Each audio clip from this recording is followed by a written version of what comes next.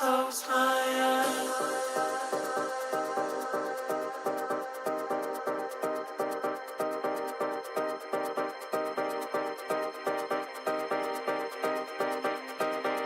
Every time I close my eyes.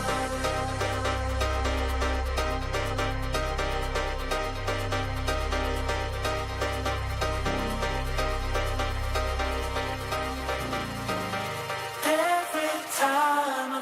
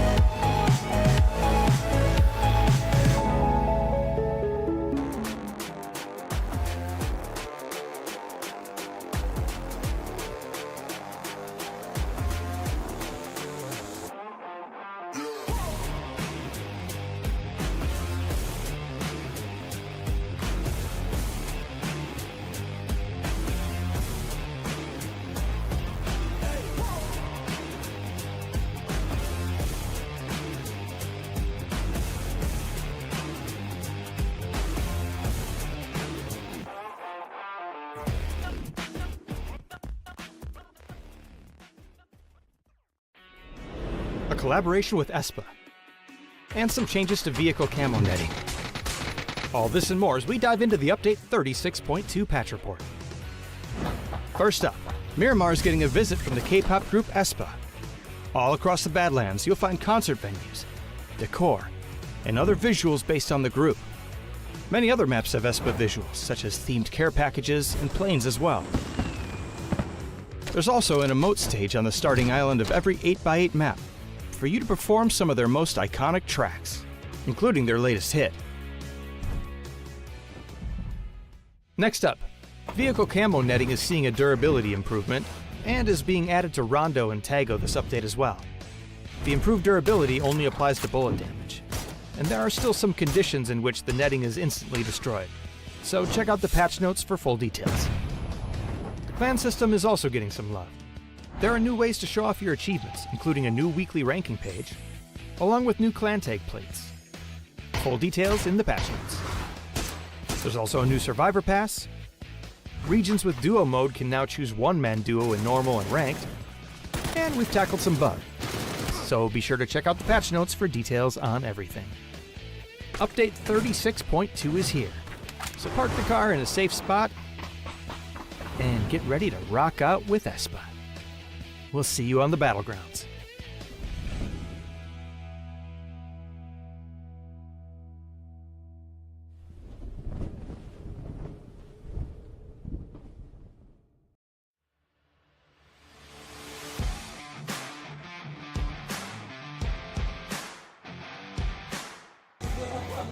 It's so exciting seeing 24 countries again. It's so different than before. I come to another tournament of PUBG, and this tournament is very big for me. I won't lie, it's my first time and I'm nervous. 非常的羡慕，然后很向往，所以这一次能参加 PNC 还是对自己挺骄傲的。I enjoyed playing the game with you guys and enjoyed the nice trip to Korea.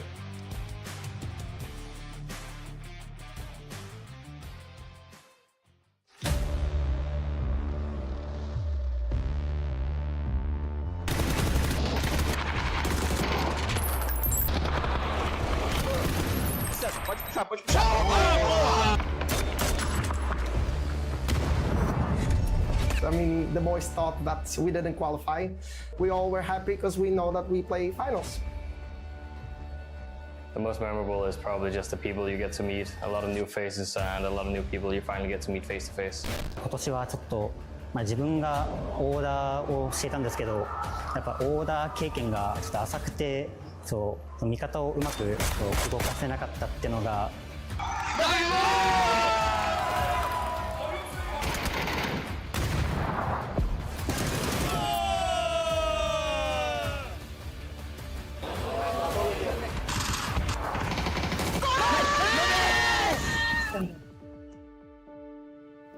PNC is like an unscripted movie, and I'm very excited for next year.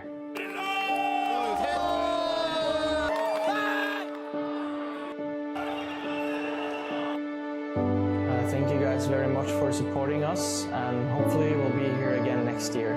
Thank you to all the fans from all different languages and cultures. I think it's wild that we have such an intersection here. 就大家辛苦了吧，就是感觉这次是个就很棒的比赛。It's been a difficult 5 days for us, but I'm thankful to my teammates and all the fans for supporting us the whole time. Y estoy muy orgulloso de mi nivel. We really appreciate the invite. I hope there will be Philippines on next year. 我的 PNC 也结束了，那我希望你们还是一样可以继续支持 PNC。 Participating to PNC as team friends is really nice. 이번에 처음 나온 나라들도 있고 처음 나온 선수들도 많을 텐데 재밌게 경기력을 보여줘서 고맙다고 생각하고 있습니다.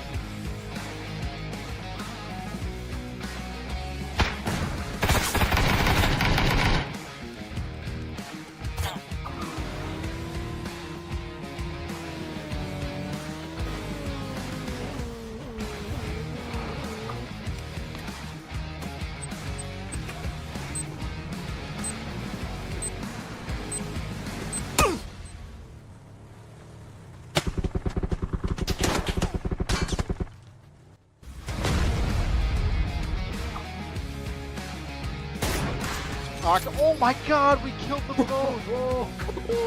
Holy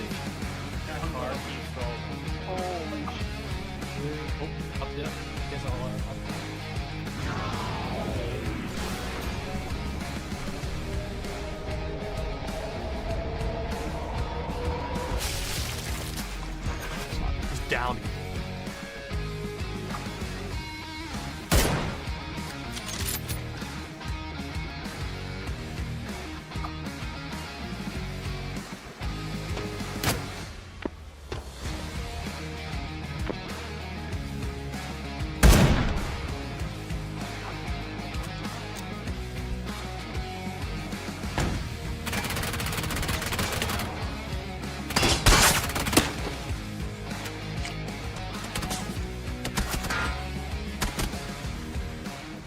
Oh, hell no.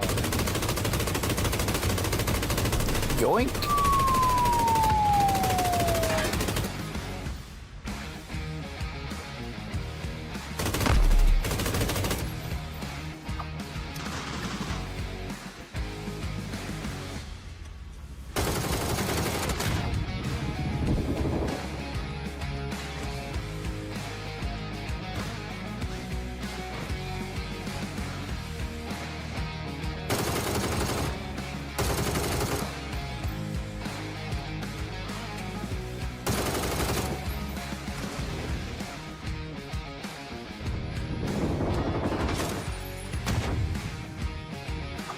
Tree's still jigging.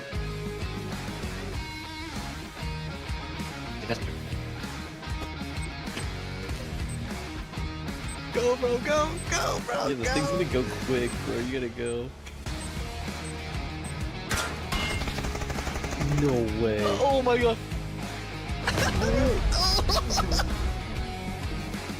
Yeah.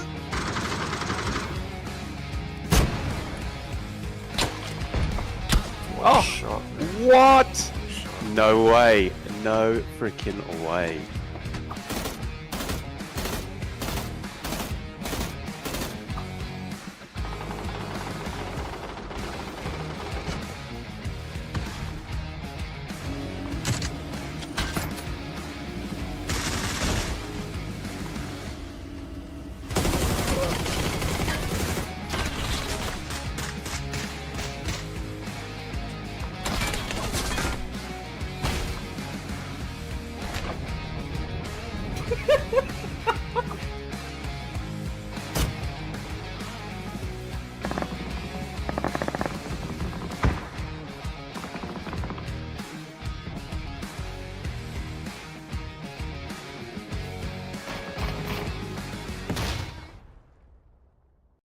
Welcome to the PUBG Players Tour.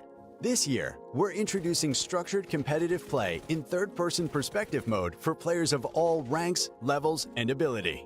Here's how it works in EMEA and Americas. PUBG Players Tour competition is held in 2-week phases. Each week, you and your squad can compete in player scrims.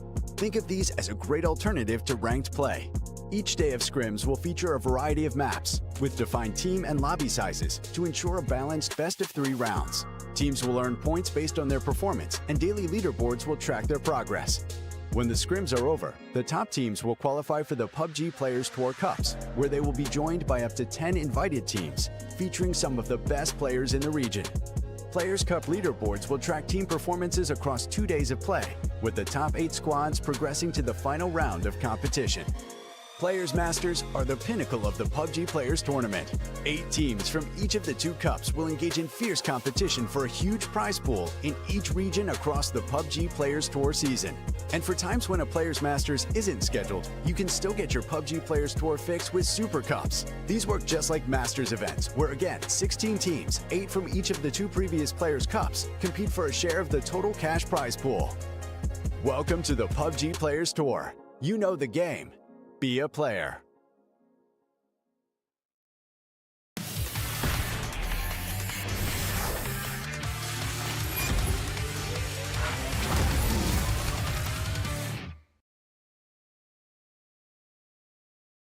Welcome everyone to the PUBG Players Tour Super CUP number 3. Cameron Davis joined by the one, the only. He's fast. if you know what I mean. Godspeed next to me, taking us through all the action. Even got some nice props in the background. Hey, Dustin, how you doing?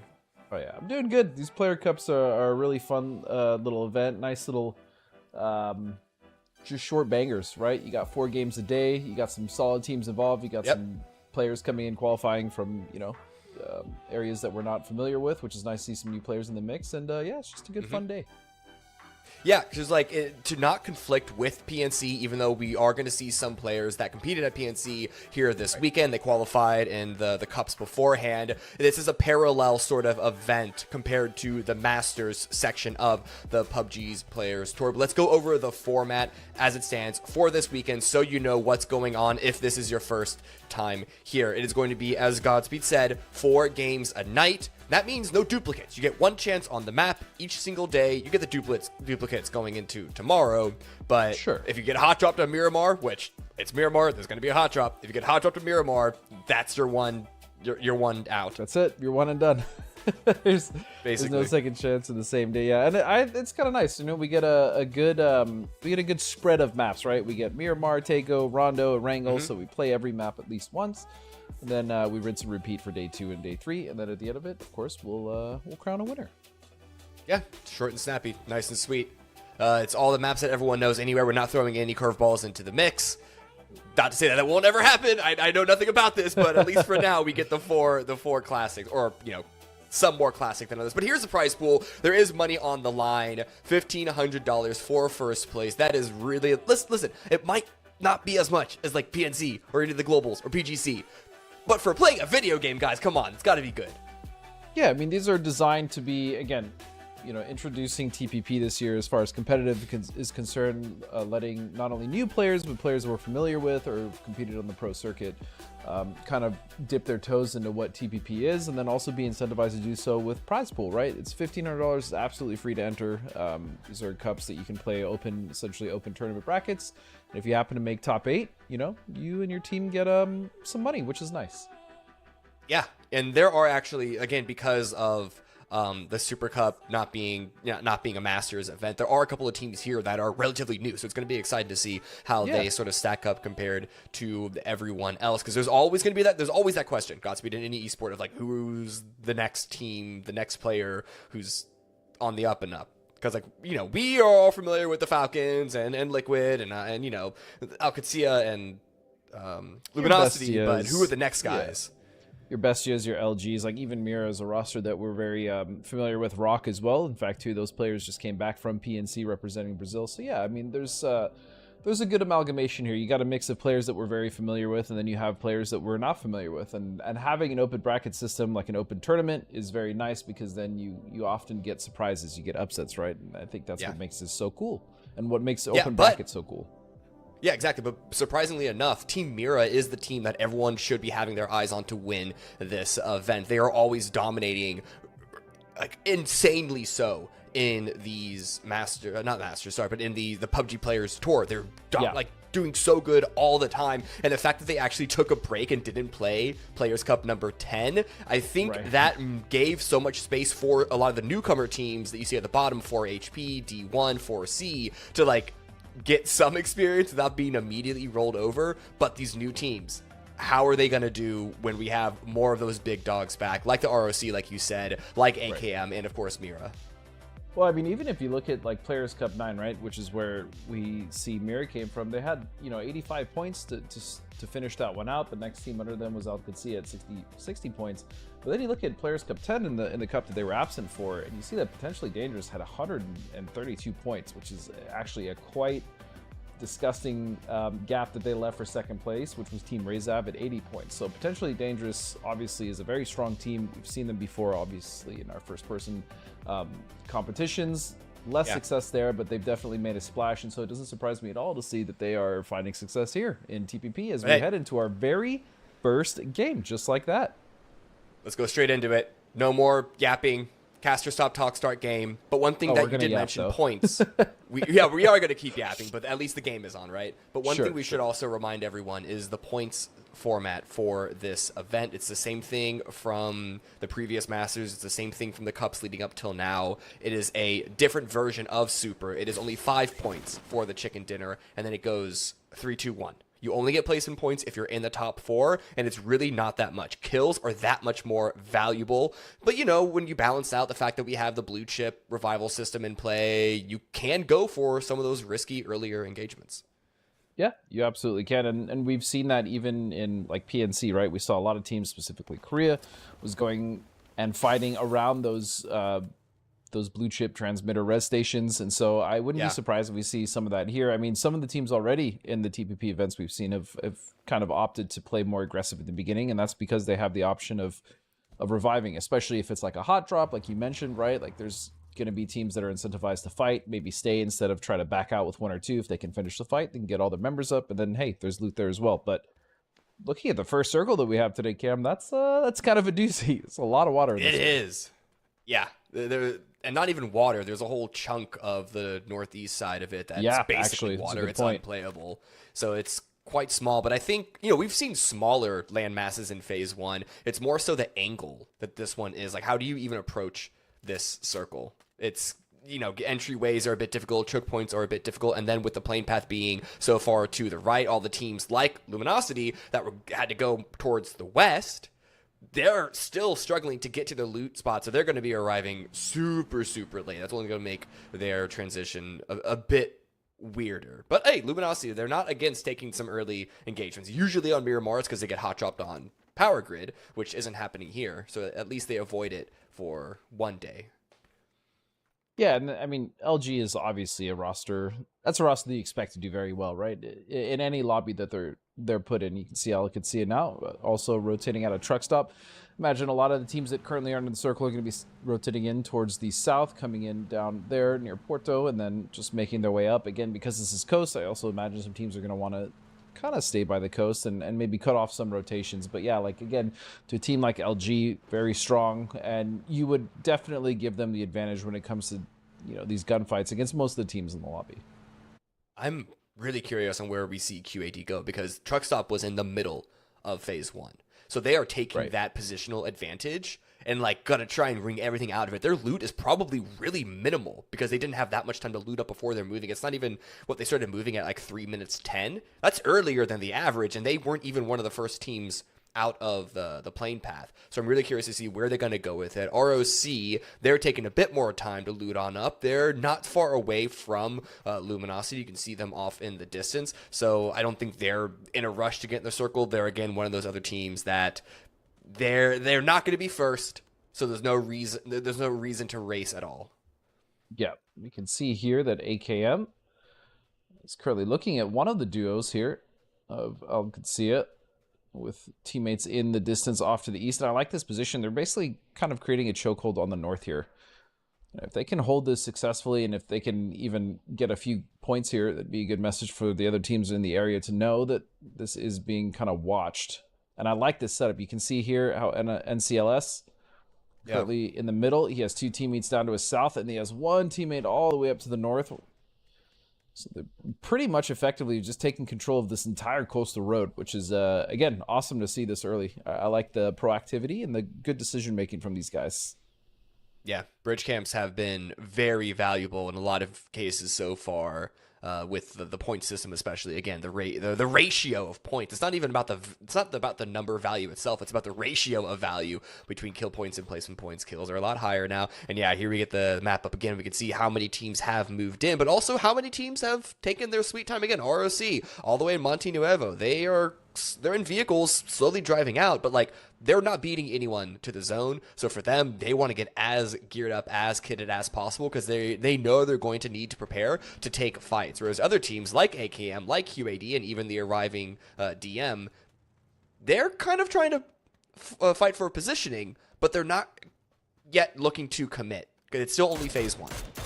Right, and they obviously have they have so much less space to cover, right? Which means that they can kind of take their time within the circle. And then yeah, for a team like Rock all the way on the end, you know what, they're not going to beat any of the teams to the center as you stated. So they're just going to hunker down and they're going to loot as much as possible, make sure they have all the meds that they need. And they'll start to make their way in. As we can see just around Hacienda, LG is looking for a potential early frag here, but I don't think it's going to come as Systematicos are about to set a trap. Are they going to get anything off of it? Oh, he went for tires at the end. He wasn't quite able to get anything, but that means that the rest of the rotation from that team from 4HP is going to have to divert.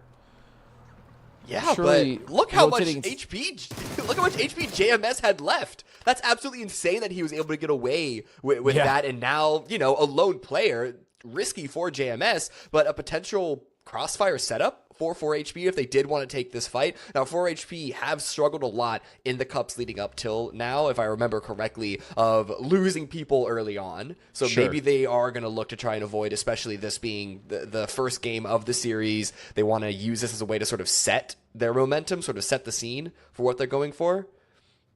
That is also, a really good games. Just like take a risk, you know? Yeah, I mean, again, and with less games, you don't really have the opportunity to have like a lot of bad games. Like you normally in like an 18 game series over the course of 3 days, you have 6 games a day. You have more options, or not options. You have more leeway. As Bizzler is gonna find Sam Crow. It was a very nice knock. You have more leeway to have bad games when you know you're cutting out 6 of those games. You don't really have the opportunity to have bad games. As we can see now in the distance, it's going to be Fakeson taking out a member of Systematicos. It's going to be Anzera. Some of these camps are really coming to fruition, not just Luminosity, but also Mirror getting a kill of their own. It's only 1 point. It does, you know, it might not be a lot, but when you stack these up over the course of 4, 5, up to 12 games that we're playing this whole weekend, it can really lead to a lot. Yeah, and with less games, right? That 1 point might actually make the difference between winning like $300, $400, or $500, $600, or even if you're at the top, like first or second, it's the difference between $400 or $500. Exactly. But I do like the point that you brought up earlier with, and what I would have liked to see from 4HP, for Angry Men's is, or for Happy, I should say, Happy Men's, is they did have an opportunity to camp there. It would have been really cool to see them stop out, because that was a really awkward crossfire at that point that they had kind of driven past. So the option for them was there. So we can see now 4-0. Vinny's taking some shots, but look at that.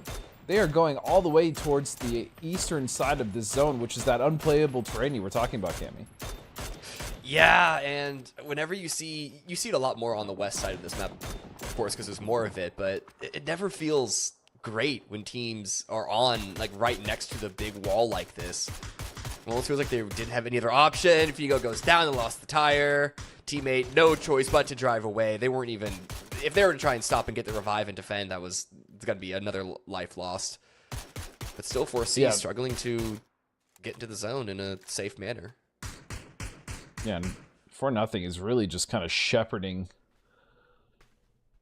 them more and more towards the water. Now, again, there's a lot of playable space here, which is great. But the other thing is something that I'm very curious as we kind of watch these cups evolve, and now with the res system being in, is are these teams going to actually start camping for those reses, right? Like they know that they got a knock there, they know that they got a flush, that chip is available, and there are, I believe there's a res station over there on the east, as we see Roth now taking Yai down from AKM. Yeah, are players actually going to opt to go for those camps? Are they going to play a little more greedy? Are they going to try to just camp the res stations themselves in case, especially if they're in an area like where there's only one res station and they know there's a few teams that are coming in limping, all right? That's extra points, especially in a format where it is so kill heavy as we go into this first phase shift. Oh my goodness. Okay, so we're going south. But yeah, these are all things that teams have to now kind of think about. At the very least, this is at least a more recognizable circle, right? Sure. It might be a hard shift, but there's already a lot of teams around the Impala area anyway. We know like PD taking jungle, that's a really good choice. We see Youngbloods as well. Looks like they might be committing to their 2-2. there's already a lot of teams established. There really isn't that many opportunities for, I guess, teams to get clotheslines on their way in. Except ROC, they're, again, arriving super late. Good to see 4 Happy Men. They're at least taking this fight set up a bit more prepared for it. Yeah, and as far as that split for Youngbloods, I want to see if they hold that. That's a really solid split, but it's also a difficult one to hold. So I want to see if this roster of young guns, I should say, from Youngblood, I want to see if they can do it. Especially if they're pressured. That's the problem. If you get pressured in that split, it's very difficult to actually support one another. Yeah. Yeah. Fisher running out to see if they can't grab another kill on Quattro's Kodos. Farvero with a nice little spray down. Almost takes out a second. Oh, that's got to be taking out a second unless they can try and hide in the water, but the vehicle goes away. The vehicle does not save them. Gives them up. Get stabbed in your back by your own utility. Unfortunate. Oh, okay. Cherry Blossom's like, you know what? Maybe we stop down. This could be a free kill. He's going to take the shot. And so Rezab now know that he is there and he's opted not to leave. And that should be an easy, clear, nice trade. And they lose nothing for it. Yeah. I like the idea of trying to step in front of the reapproach by Rezab, but missing that opportunity. Got the first knock, but as you know, you kind of got to get multiple knocks in sequence if you want to stay alive and play a 1vx successfully. A bit of a E pickup coming down from FN, as well as, of course, a blue chip recall that we saw just moments prior. Oh, RV. Sorry, that shocked me. That was at the last moment. It's all good. So we see D pour Tivo Merlot. I'm probably butchering that name, but the 3 at least already have a kill and in a solid position here. Good position here in the circle. Kind of wide split around, but this should be okay barring any secondary, or I should say third team crashing in that could cause problems for them. But I doubt that's going to happen here, and you can just see how much information they can actually get from this spot. It's nice. Now, again, you want to be careful when you're split. And even with the blue chip revive, that's not really a thing with your split player is the one that gets knocked and killed, because you got to go retrieve it and hope that they don't clear the chip before. Yeah, it's a process. All those things. You can't just like snap your fingers and have someone who's been 10 kilometers away from you revived right on top of you. It's not that straightforward. It would be nice though, wouldn't it? Yeah, it would make things a lot more chaotic, as we can see 55 now. Psycho and Karak landing just very tentatively as they make landfall on Impala, and we are about to see our next shift here. Most of the teams are in Cami. As you can see, Rezav have also made landfall in the circle just on the east coast. The circle is going to post. We're going center. Okay, not bad. Yeah. Okay, Bestia in a good position. You can see the northern set already on the move to come and join the second pair. You don't want to be taking a split here. There is enough field that the options of playability are quite low, so good for Bestia to prepare for a potential crash. For nothing, 2 players got knocked. What happened here? At least they were able to get the revives. Only Jimu is the one that got killed on the way down. But that's, it doesn't feel good if you're on the high ground and you keep getting knocked, because then it makes you less and less confident to go for those peaks again. And then at that point, what's the point of having high ground? Yeah. You can see 55 going for another. Did they just second land? Pickup. They did. They did just land. So we'll see where they're going to go now. They are still in, but they are getting bombarded with utility, and this is the problem. This is what happens when you... Oh, and they abandoned. They abandoned it, and yeah, Sam Crow is going to get melted out of the sky. That is a risk. I was going to say they're in the circle, and they're so close to the second team of Team Mira that was a beacon, essentially, kind of a feeding bell, if you will, to kind of alert Mira that they're there, and they're potentially taking that. So that was could have been worse. They only lost 1. We'll say that. Yeah. Like, honestly, with the number of grenades that came in, the fact that they did only lose 1 is probably the best case scenario for how that started. Yeah. Bandit with a couple extra shots, taking out the tires.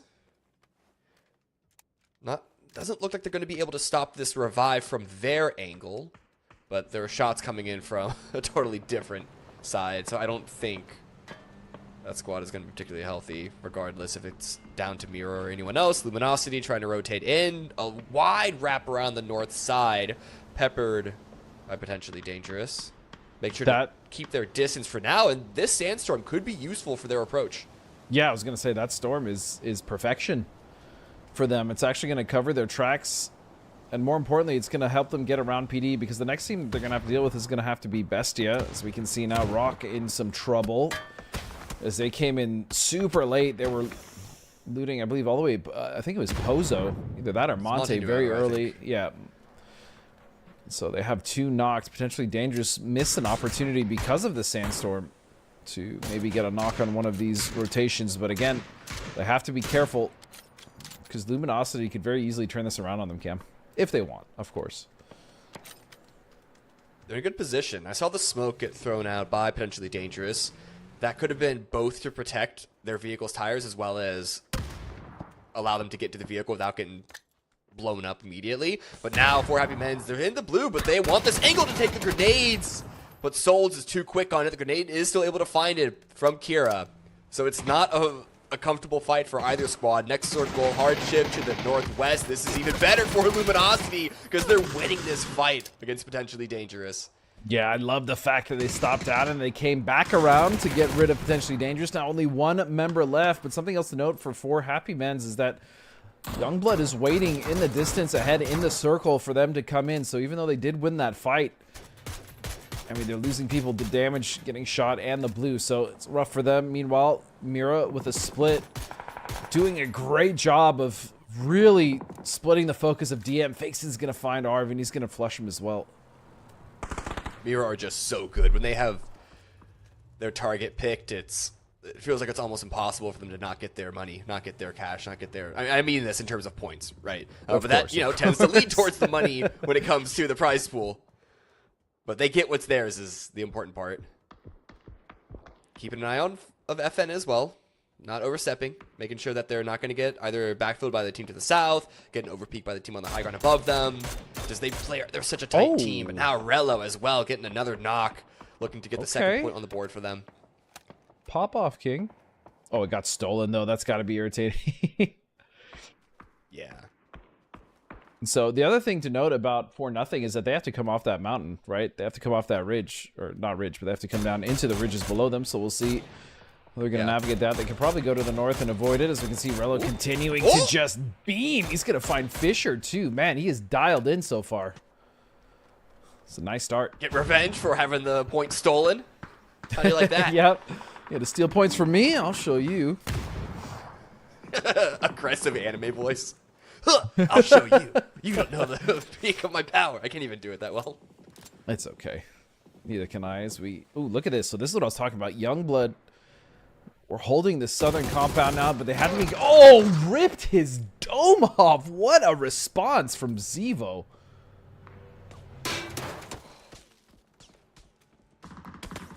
DGT does go down to Pippa. And now another spray, keeping that angle held down neat. Confirming the kill, not letting the information continue to come out. Another knock on Zevo. Yeah, this approach is great by 55. Did they lose one? Did they lose Samcro? They even got their teammate back. And they're not stopping out, stalling at all. Just systematic is how they're kind of dismantling these teams, and this is probably a lot of experience, right? We know 55, we know this roster very well, but Youngbloods, they are quite literally Youngbloods, right? They're newer. Been coming in on these cups, and they've had success, of course, but 55 is just more seasoned, just more ready. But look at that. It's Lopes. It's 4-0. Oh, the nade. He's gonna get knocked with that in the hand, but still the damage is already done, and this is what we were worried about. The 4-0 coming off that ridge line. We're pretty much gonna run into Mira, so Haven's gonna go down, still healthy with 3 alive. 6 kills for them. This should be the end of 4-0. It should, yeah. I mean, I know it's early on, but with the number of grenades that are coming in, DNL could look to get another kill, perhaps, but Mira have it locked in. And it's not like DNL can really leave from any other angle. There's no opportunity for a smoke bomb. Ah, you don't know where I'm coming from now. No, they know exactly where he's coming from. And he's in the blue. A lot of damage. Phase 5. This is when it really locks in. And yeah, even going for the deny. I didn't want to say it. I didn't want to suggest it because it is game 1. But in that situation, virtually unwinnable. You never know how that point is going to play out down the line. And again, you only have 12 games. You don't have 6, or you don't have 18. So you're missing essentially a full day of play, which means that you really can't be giving away too many points, especially like you said, in a situation like that, where I mean, he really just he had nothing. See HFit now, AKM Gaming. They did lose Yai early, but they've actually been able to kind of find their way into the circle and not deal with too much of the nonsense happening. And that's going to be a nice spray from NCLS. Vixen will go down, but he's going to be stolen by Vinny. Dude, NCLS has been a star player for AKM recently, but now Razaf still playing from the blue. Fisher, I don't know if Fisher's going to have enough time to go on the heal. Yeah, getting all chunked down by the blue zone damage. Jam still going for the long range spray. Not making a connection yet. Oh, there it is. Yep, nice. Razaf eliminated. QAD able to get their 4th kill on the board. But now AKM following up, backfilling Mira. CLS went for the spray. Thought second of it as we now see Mira. It's just LFP. Oh no, he's mollied himself. He's still gonna get a knock before he goes down. Desperately trying to go for that flush, but in the end, he was not able to find it now as AKM just desperately looking for the ability to just reset here, but Al-Qadsiya has just been devastating from this northern spot. They've held this for a while, and they've just really put the screws to multiple teams, one of those being PD we saw earlier. Yeah, it was a bit of a slow start for Al-Qadsiya, especially considering that they were basically the best position from Phase 1. We saw them try and set up in a potential gatekeeping position, but they got the 5 kills now. They didn't lose anyone early on, and this is when they have the ability to really turn it up to 100 now. They have the best position in the game. The second best, I guess, would be Luminosity. Bestia, I don't know. They have hardcover Bestia, so there's got to be a nod towards them. But I really like just the accessibility of the terrain for... No, I take it back. It's crazy because you were right until the circle shifted. I know, yeah. I mean, their PUBG, position it is what still, it is, you know? It's still good, right? They can wrap that north, but now they have to share it tentatively with LG, and there's really only space for about one team in that northern zone, especially with the way that Bestia is starting to flex out. And 55, don't sleep on them. They can just as easily wrap to the west or the northwest and cause problems for LG and the wrapping QAD if they decide to come in. But we're going to see that it's going to be Roth to clean it up. And so 6 kills for Al-Qadsiya in top 5. Or top 4, I should say. And it is, look at this. It is a 4-on-4-on-4-on-4 full teams, Cammy. I think this might be the first time that I've seen this in this whole leg of the Players Tour, the cups leading up to the Super Cup. Yeah, very rare for the top 4 teams to all be full. I mean, even in just any event, period. It's usually not the case. Usually have teams limping in. So this is going to be fun.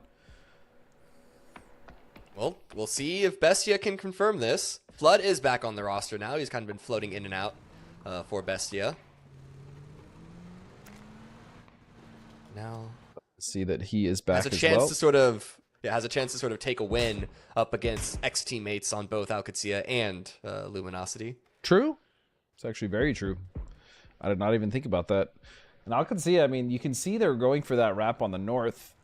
They're going to want to catch LG off guard, but the problem is you have Vox and pretty much all, in fact, most of the members of LG are painfully aware that Al-Qadsiya's only route is going to be on the north, and sure enough, here they come. They're driving in, but look at that. 2 knocks. Oh. It's Cowboy.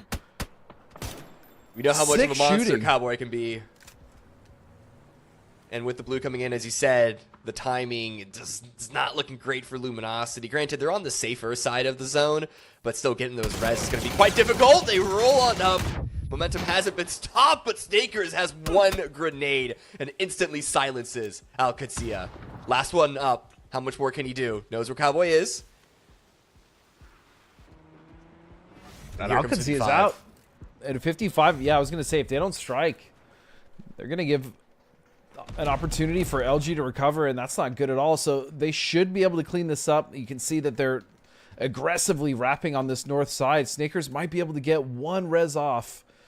He should be able to get Bizzler. This nade should miss. Yep, he is. But he's got to hold the line now, Kenny. This is a big shoes right here Snakers has to fill. Yeah. Problem is, the grenades, they're looking better now. Vox gets killed.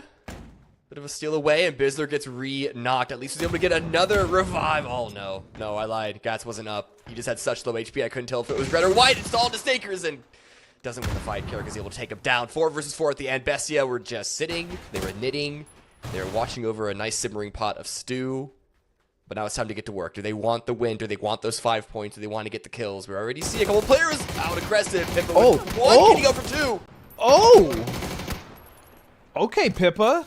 My goodness, I mean, he should have had the second one. I don't know how that shot missed, but that was clean as you like. As you can now see, Flood is trying to hold the other 2 members, and this is the issue.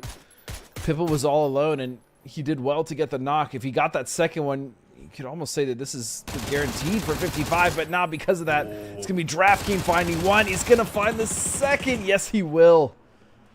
Bestia looking so clean and poised to just steal this. They had the ridge. They made sure to secure it just in time. As you said, Pippa almost dragged the carpet out from under them. But they're able to hold on. They even got the res, and now it is a 4 versus 1. 7 kills for 55. But can Psycho get any more on the first game of the Super Cup number 3? Good spray. Even lands a headshot, but still doesn't get a knock onto Enzito. More grenades coming into this position. It's looking like an impossible task. And that's going to be it. Bestia able to secure game number 1 here. 6 kills, 5 extra points with the win. Might not be as much as teams like Luminosity or Alcacia, but hey, points are points, a win is a win. Yeah, I mean, that's kind of the issue, right? We saw Bestia take that early position in that compound, which was great for them. They kept getting shifts, but most of the teams that rotated around the north side, right? We saw Alcacia up there, we saw LG up there, and then the other teams, they just didn't have the angles. You could see that they were looking for those angles, but you know, I mean, that's often the case, right? When you get a central compound, it's great. You don't have to deal with a lot of the chaos. You have, you know, first of all, just hard cover, but sometimes you just don't get the kills. As we look back, damn, that was a nice shot from Arv. We missed that. Yeah. And that just reminded me, seeing the very first clip of this highlight was, I think 55 might have lost their first player against Luminosity. I'm pretty sure that was a full-on kill, not just a knock.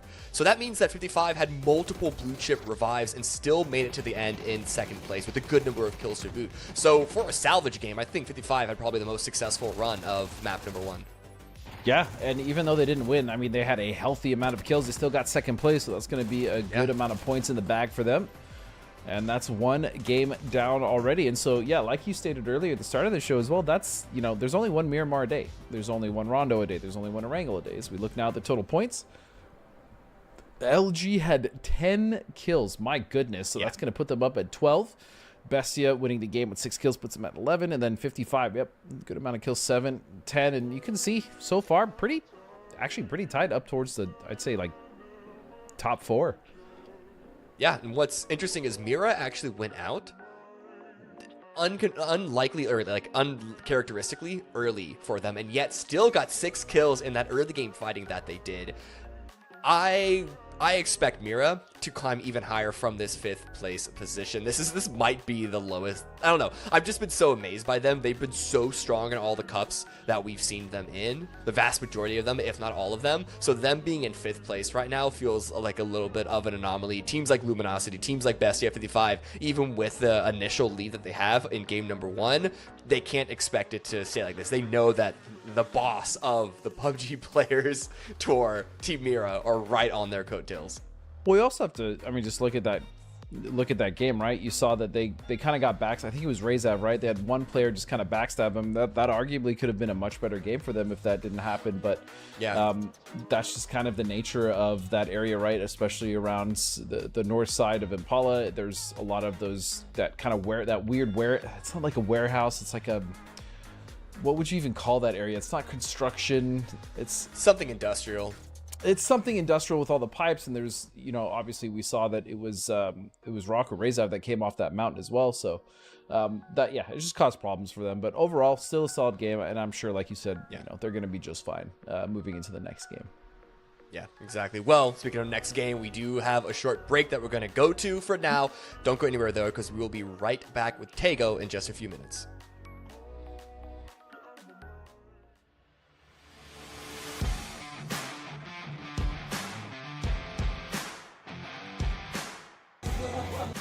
It's so exciting seeing 24 countries again. It's so different than before. I come to another tournament of PUBG, and this tournament is very big for me. I won't lie, it's my first time and I'm nervous. 非常的羡慕，然后很向往，所以这次能参加 PNC 还是对自己挺骄傲的。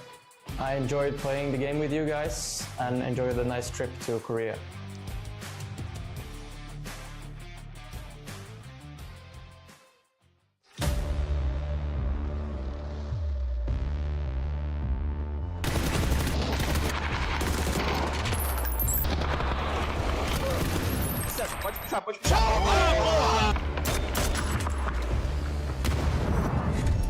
I mean, the boys thought that we didn't qualify. We all were happy because we know that we play finals. The most memorable is probably just the people you get to meet, a lot of new faces and a lot of new people you finally get to meet face to face. 今年はちょっと、自分がオーダーをしていたんですけど、やっぱオーダー経験がちょっと浅くて、味方をうまく動かせなかったっていうのが。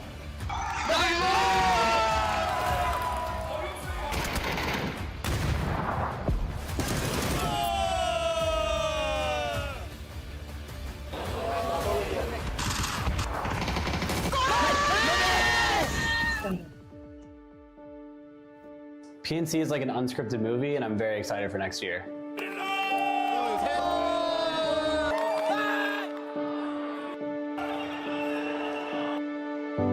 Thank you guys very much for supporting us, and hopefully we'll be here again next year.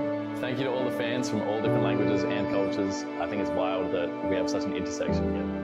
就大家辛苦了吧，就是感觉这次是个就很棒的比赛。It's been a difficult 5 days for us, but I'm thankful to my teammates and all the fans for supporting us the whole time. Estoy muy orgulloso de mi nivel. We really appreciate the invite. I hope there will be Philippines on next year. 我的 PNC 也结束了，那我希望你们还是一样可以继续支持 PNC。 Participating to PNC as team friends is really, really nice. 이번에 처음 나온 나라들도 있고 처음 나온 선수들도 많을 텐데 재밌게 경기력을 보여줘서 고맙다고 생각하고 있습니다.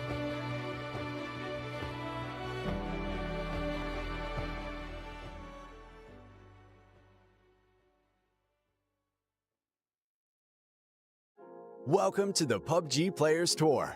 This year, we're introducing structured competitive play in third-person perspective mode for players of all ranks, levels, and ability. Here's how it works in EMEA and Americas. PUBG Players Tour competition is held in 2-week phases. Each week, you and your squad can compete in player scrims. Think of these as a great alternative to ranked play. Each day of scrims will feature a variety of maps, with defined team and lobby sizes to ensure a balanced best-of-3 rounds. Teams will earn points based on their performance, and daily leaderboards will track their progress. When the scrims are over, the top teams will qualify for the PUBG Players Tour Cups, where they will be joined by up to 10 invited teams, featuring some of the best players in the region. Players Cup leaderboards will track team performances across 2 days of play, with the top 8 squads progressing to the final round of competition. Players Masters are the pinnacle of the PUBG Players Tournament. 8 teams from each of the 2 cups will engage in fierce competition for a huge prize pool in each region across the PUBG Players Tour season. And for times when a Players Masters isn't scheduled, you can still get your PUBG Players Tour fix with Super Cups. These work just like Masters events, where again, 16 teams, 8 from each of the 2 previous Players Cups, compete for a share of the total cash prize pool. Welcome to the PUBG Players Tour. You know the game. Be a player.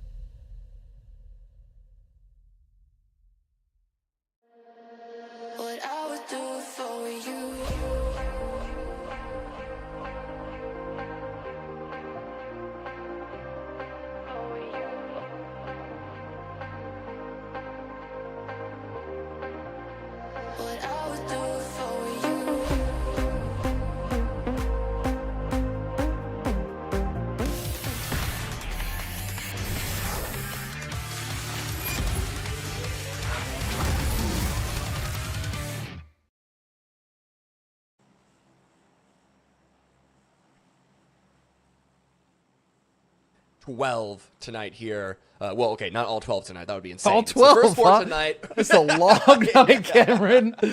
Oh, man. Listen, strap in. We're all here. You cannot leave.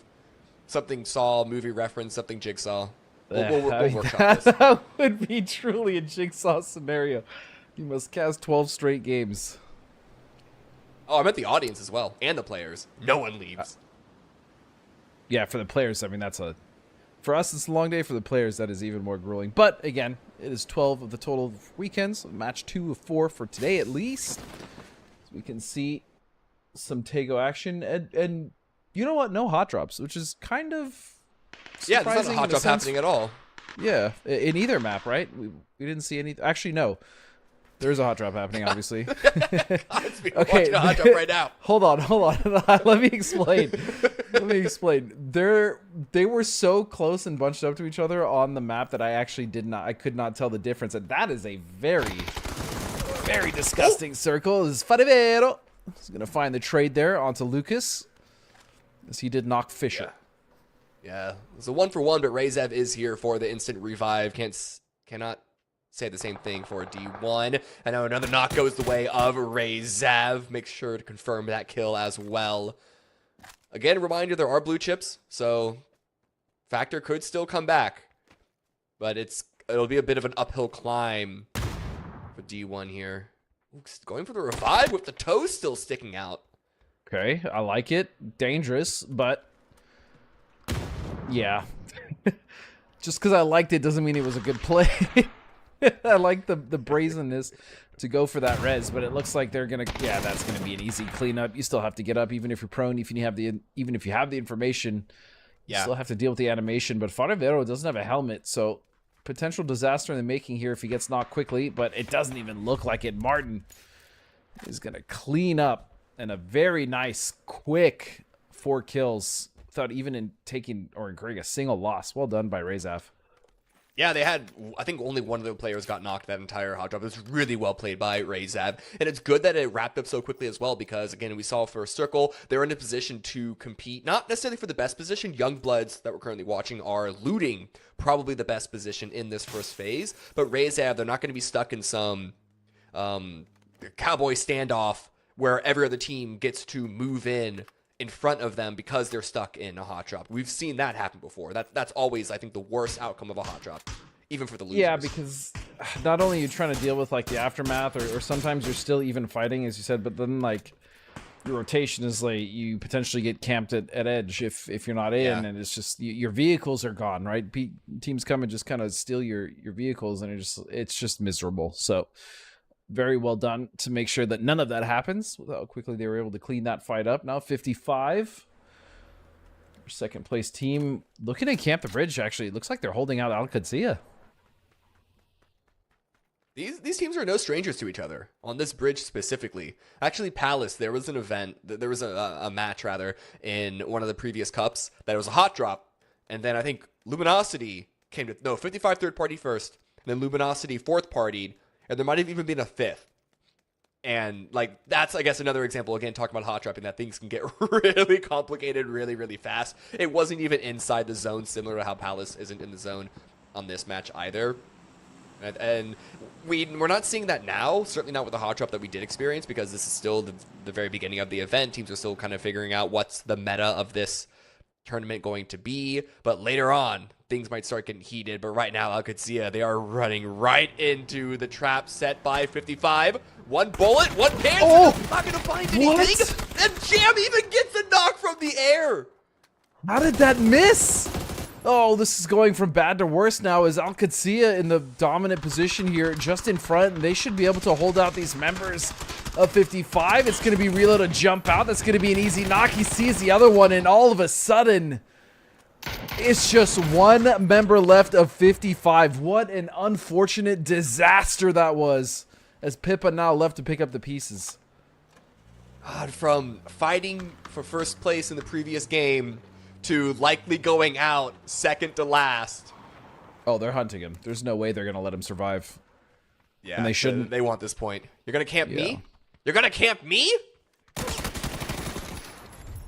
You ain't camping me.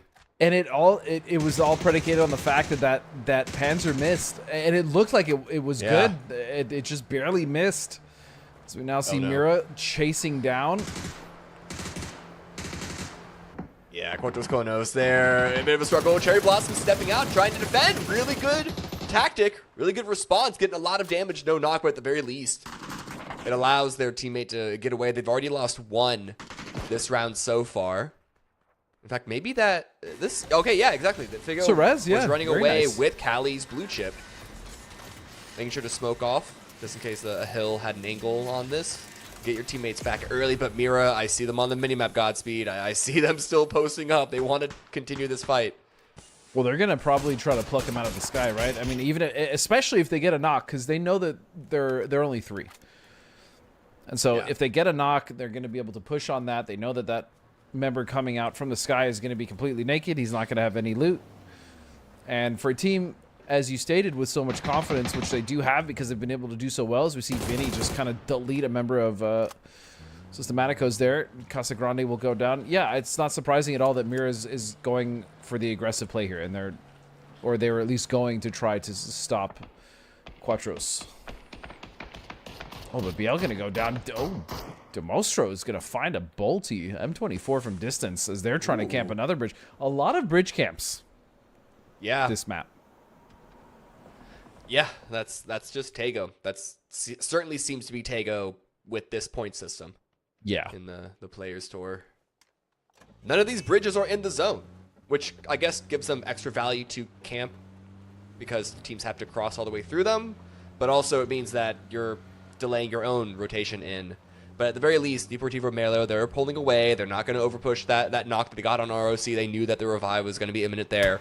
And they're just like, guys, stop. Let's just get into the zone. Mira, though, not the same thought process for them. They are trying to keep this fight happening with Quattros Konos. This is not uncommon for Mira at all. No, and again, with that sky-high confidence, and again, with the format, I mean, it really is the format. Kills are so heavily incentivized because placement has been, neutered, that it doesn't surprise me at all, especially in the format of TPP, right? When you get a lot more information, you can kind of play somewhat a little more loose, that we're seeing so much aggression, and it doesn't surprise me at all that we're seeing it from a team like Mira. Because they are still just chasing down Quattro. This is very troll, but I'm all about it. I mean, I say it's troll, but it's really kind of not. This is still first circle. This is phase 1, so blue really not that much of a factor. I think even a few of them have jammer packs, so they're not even taking damage yet. Ooh. Glock with the almost completed spray onto Nyx from 4 Happy Men's. Nidavon's there to finish the job, making sure to secure that before it gets stolen. Youngbloods, I think, might be looking a bit curious. No, they don't seem to be pushing too much. Doble also goes down, so another case of 4 Happy Men's losing players early on with no imminent response. Yeah, I mean, you said it. You've been watching them a lot more than I have, and so far it seems like that is the case. They just can't seem to get out of those early game entanglements with other teams, losing members here or there. I mean, even with the res possible, I think because of where they died, it's going to be very difficult to recover those chips. And Solds, he is coming into the wrong neighborhood. Roth is going to go for a spray. He's going to find it. Okay. And they hear the second vehicle. He's going to get some cover, and now Al could see it. Yeah, RBN's going to back off. Or maybe they're going to go for this. I'm not sure, actually. I mean, is it worth one blue chip that you still have to then go find a recall center and then have them float back down? I think it's a bit of a losing battle, but I can't just prone down like that. Of course, I don't know where else they could have prone. I think they just the vehicle spun out in the worst position ever. They were kind of just sitting ducks. At this point, it's basically who's going to get the point between Youngbloods and AKM. Yeah, it looks like Youngblood will get one of those. Cherry Blossom will go down. And yeah, this is fine. I mean, realistically, QAD know that they're going to want to get that chip. They can just pull up, maybe bait it, or just leave, especially with the circle shift. Look at that. Still so much water in. Oh my goodness, the playable area is actually so small in this circle. Yeah, it's like, what, 60%? If even? Maybe even less. Over 50. It's over 50, but over not by 50, much. under 60. Yeah. Yeah. So we can see hospital. I mean, the good news is there's a lot of space on the east side to be played. Hospital's completely open, all the terrain around it. The bad news is that most of the teams are coming in and rotating from either the north, but more importantly the west, which means that is going to be very difficult. And Bestia is completely cutting off that southern wrap to Hospital for all these western teams, so that's going to be a lot of issues. Luminosity seem to be making their way through. Alcancia, though, they're the next team up, and okay, Roth gets JMS anyway. 4 Happy Men's finally get eliminated. I say finally, it's been just a death by 1,000 cuts, it seems, for them over the past couple of minutes. But Alcancia, they take a point, and they're going to keep moving on in. Why not? They have 7 kills already, Godspeed.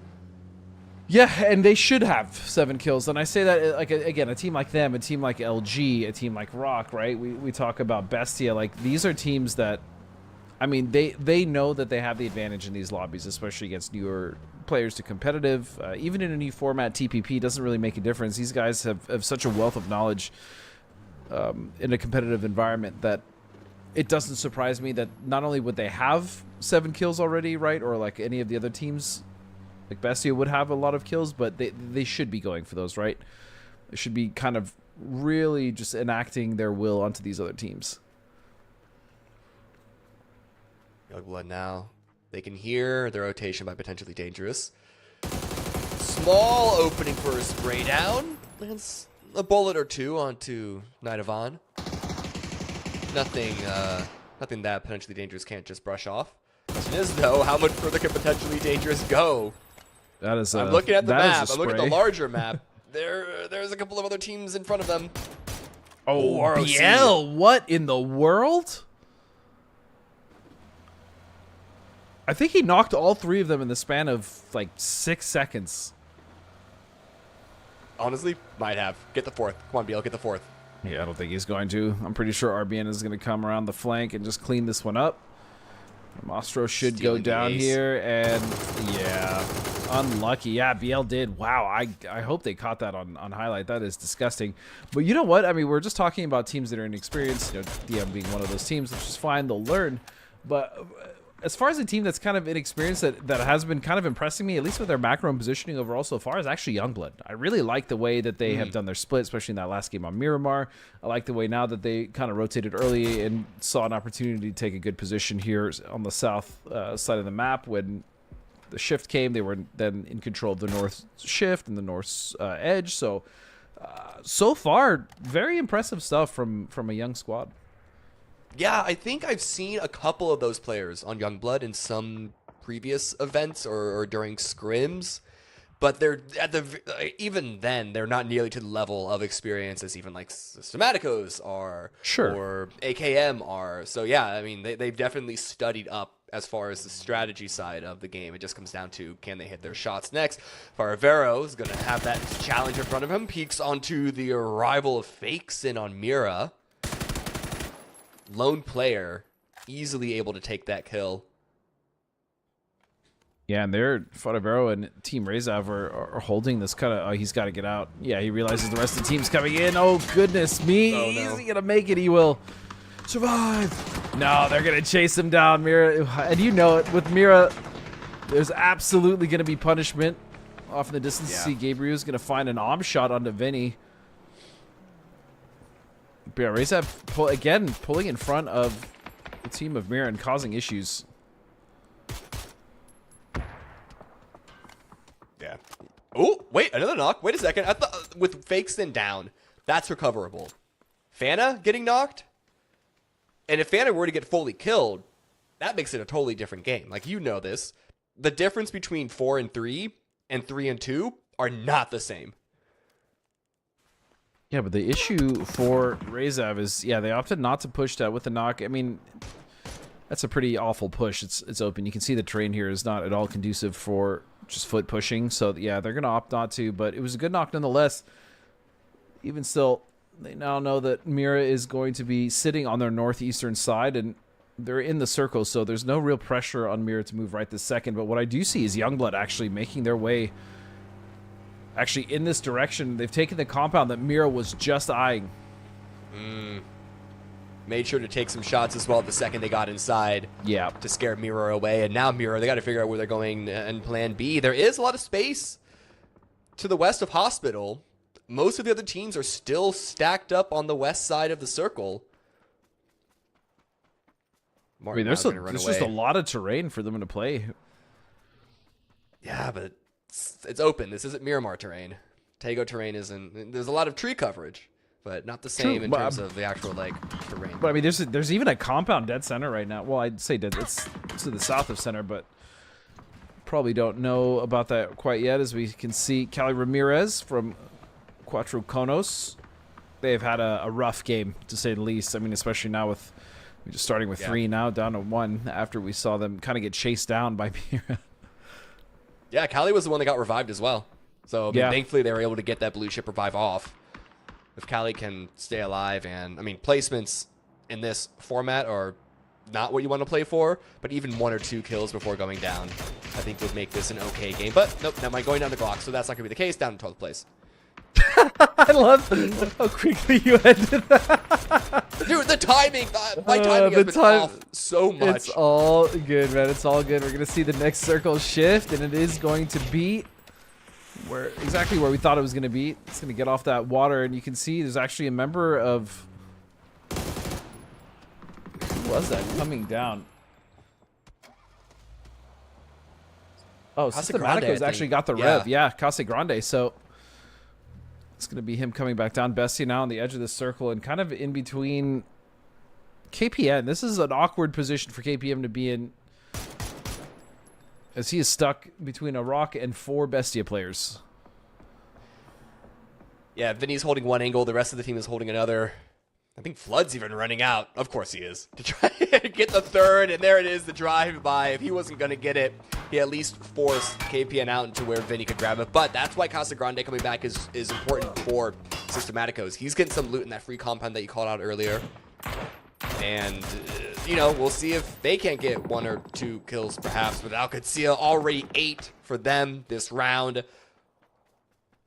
Facing off against potentially dangerous. A lot of damage, no knocks yet, but they're getting closer and closer. The question is, Luminosity, do they get involved here?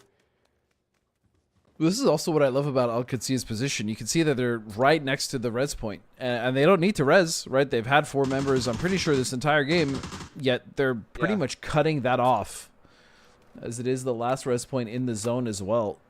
So, again, great decision-making. Does not surprise me at all that those are the decisions being made on a team with Roth and Rello.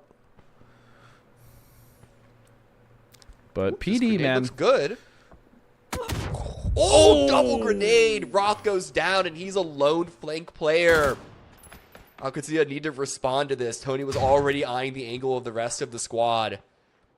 So getting that knock, I think, is going to be could potentially be huge for potentially dangerous. Yeah.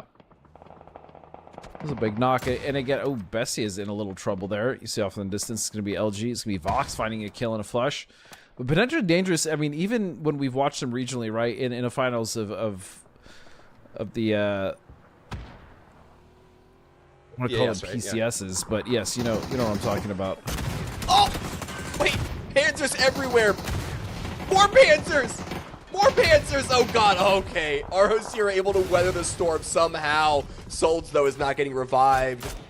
Oh, I know you had a really good point that you were about to make, but things It's okay. just got We'll get back to it. heated real fast, and Bestia now joining the party. Alcacia are falling apart. They had such a good start to the game, but that one knock against Roth seemed to have ruined everything. Yeah, but that was great timing there for Bestia to come in and try to get some points. Got a few there, but yeah, what I was saying is that potentially Dangerous has found varying degrees of success in PAS regionally. Like, they've been actually really on point at times, and so it does not surprise me at all that they're one of the teams, I mean, taking the fight to a team like Alcacia, as Bizzler's going to finish off Tavon. LG now with an opportunity here to kind of clean up and get the rest of these kills going for themselves. They're currently sitting on 3, and so far they've been doing well to find those third-party engagements for themselves. And now Luminosity. They already, I think, got one of the initial kills onto Bestia. Bestia are sort of been funneled towards Alcacia and potentially Dangerous. On the northeast side, a similar 3-way fight. Oh, Bestia is striking from the blue. A double knock for Enzito. Only Tony left for potentially Dangerous. But Luminosity Draft is not just- going to let anyone come out alive.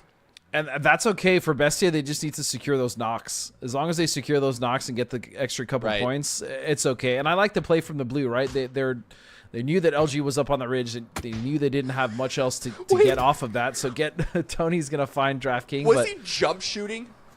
I'm not sure. I'm honestly not sure. But either way, I mean, PD get another point. Bestia do well to get some points for themselves. It's LG holding out everyone else from the north side. Now they're going to have to run into the duo of For Nothing. Meanwhile, this northeast edge is just an absolute mess, Cammy. Oh, but Fana is still up. Fana is still alive. Mira might be down to 1, but that hasn't stopped them in the past. Shutting down Youngblood, staying under the nose of Razab. Finally getting shot in the back by ROC. Team Mira go down. Once again, denied placement points. Still a good number of kills and still a good showing of their skill. Razav just looking to clean up Youngblood. Then they're going to have to deal with Rock at some point here, as there's nobody in the south. This circle is all Casa Grandes. It is literally no one else in the south. Everyone bunched up here. You can see LG now putting the finishing touches onto For Nothing. Sure enough, they will with the help of Rock. And now we're down to a 4-on-4 on 1-on-2. There's opportunities for the Actually, solo. there's 2 solos. Yeah, there's 2 solos. Don't forget about Youngbloods. There's still 5 teams left. Yeah, wait, there's the Nolzy all the way still out in the blue. You can see him coming in the distance for a brief moment there. And then, of course, Systematico's Casa Grande, the one who arrived back from the blue chip revival at the last moment for the team. This actually placements are on the cards for them, but RBN finds Snakers looking to get their 11th kill on the board, looking to secure that on the board for this round specifically. They got a couple of kills in the previous game. But Vox is swinging on forward. What does he got? RBN's got to reload that. Wait, what? What? What? Oh, it's a nade underneath. He's dodging that. Gats now throwing utility back. LG with a really good opportunity to hold out Rock here, but that first knock. Oh, I was going to say maybe another knock going to cause problems. A spray coming out from Gats. RBN is going to find Vox. That's the knock they were looking for. And look at this. LG down to 2 now. Gats making sure that ROC keeps their heads down. But opportunity for the revive is still not there. And now Bizzler gets knocked. It's all onto Gats. How does he play this out now as a solo? I think you want to just give these teammates up. There's no stopping ROC at the moment. And yeah, Gats is just going to drive away, leaving another solo. Fight for some sort of placement points. Farvero finds an angle into Fish. Great stuff from Razav here as well. 9 kills. Not bad at all. As you can see, they're starting to take control of this game, even though they're the ones on the blue, even though they're the ones on the edge.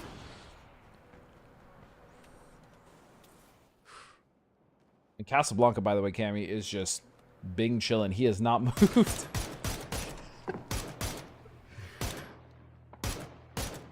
Ooh, RBN run away! Oh, was able to get behind the smoke in time. The timing did not favor Martin on those peaks. But Rock is still getting the kills with those bleed outs. Now Bizzler gone. That's 13 kills for them, with a potential 5 more for the duo of RBN and BL.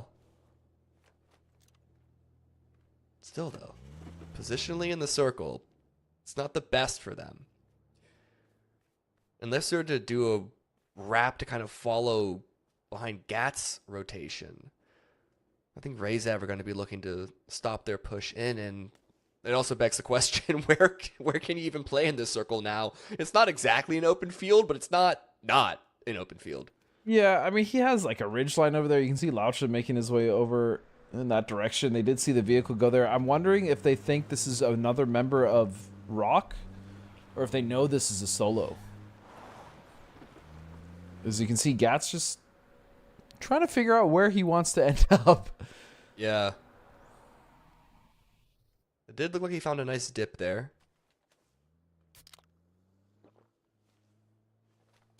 And I think Razav, just because I imagine Farvero had eyes on the 2 other Rock players, my guess is that they know that that is Gats. It's never 100%. I think you might be right. These teams are really good. These teams are really good at tracking. The other thing to note as well is sorry, I mean I agree with you. They probably do know that it's a solo, but I mean Rock are the closest to center right currently, even on this shift. Like, or excuse me, Razav are close to center, right? And they can just still continue to hold off Rock as long as they just keep one member kind of paying attention to the solos in the south. The other two can focus on making sure that they can go for the knocks or the denial of movement, at least for BL. But I don't necessarily think this is, you know, an open and shut case for Razav. This is still very losable, and that's going to be the start of it right there. If one of those solos was able to get a member down, now this completely flips things on Razav's head. Yeah, I was going to say, like, they know that Gats is there, but Casagrande, I was less confident about. Because he did arrive in this location so earlier on. I think Razav was still fighting on the north when he was just looting up and hanging out. But a really good opportunity for Casagrande to find that kill, gets the point. Second point on the board for this round with the placement in tow.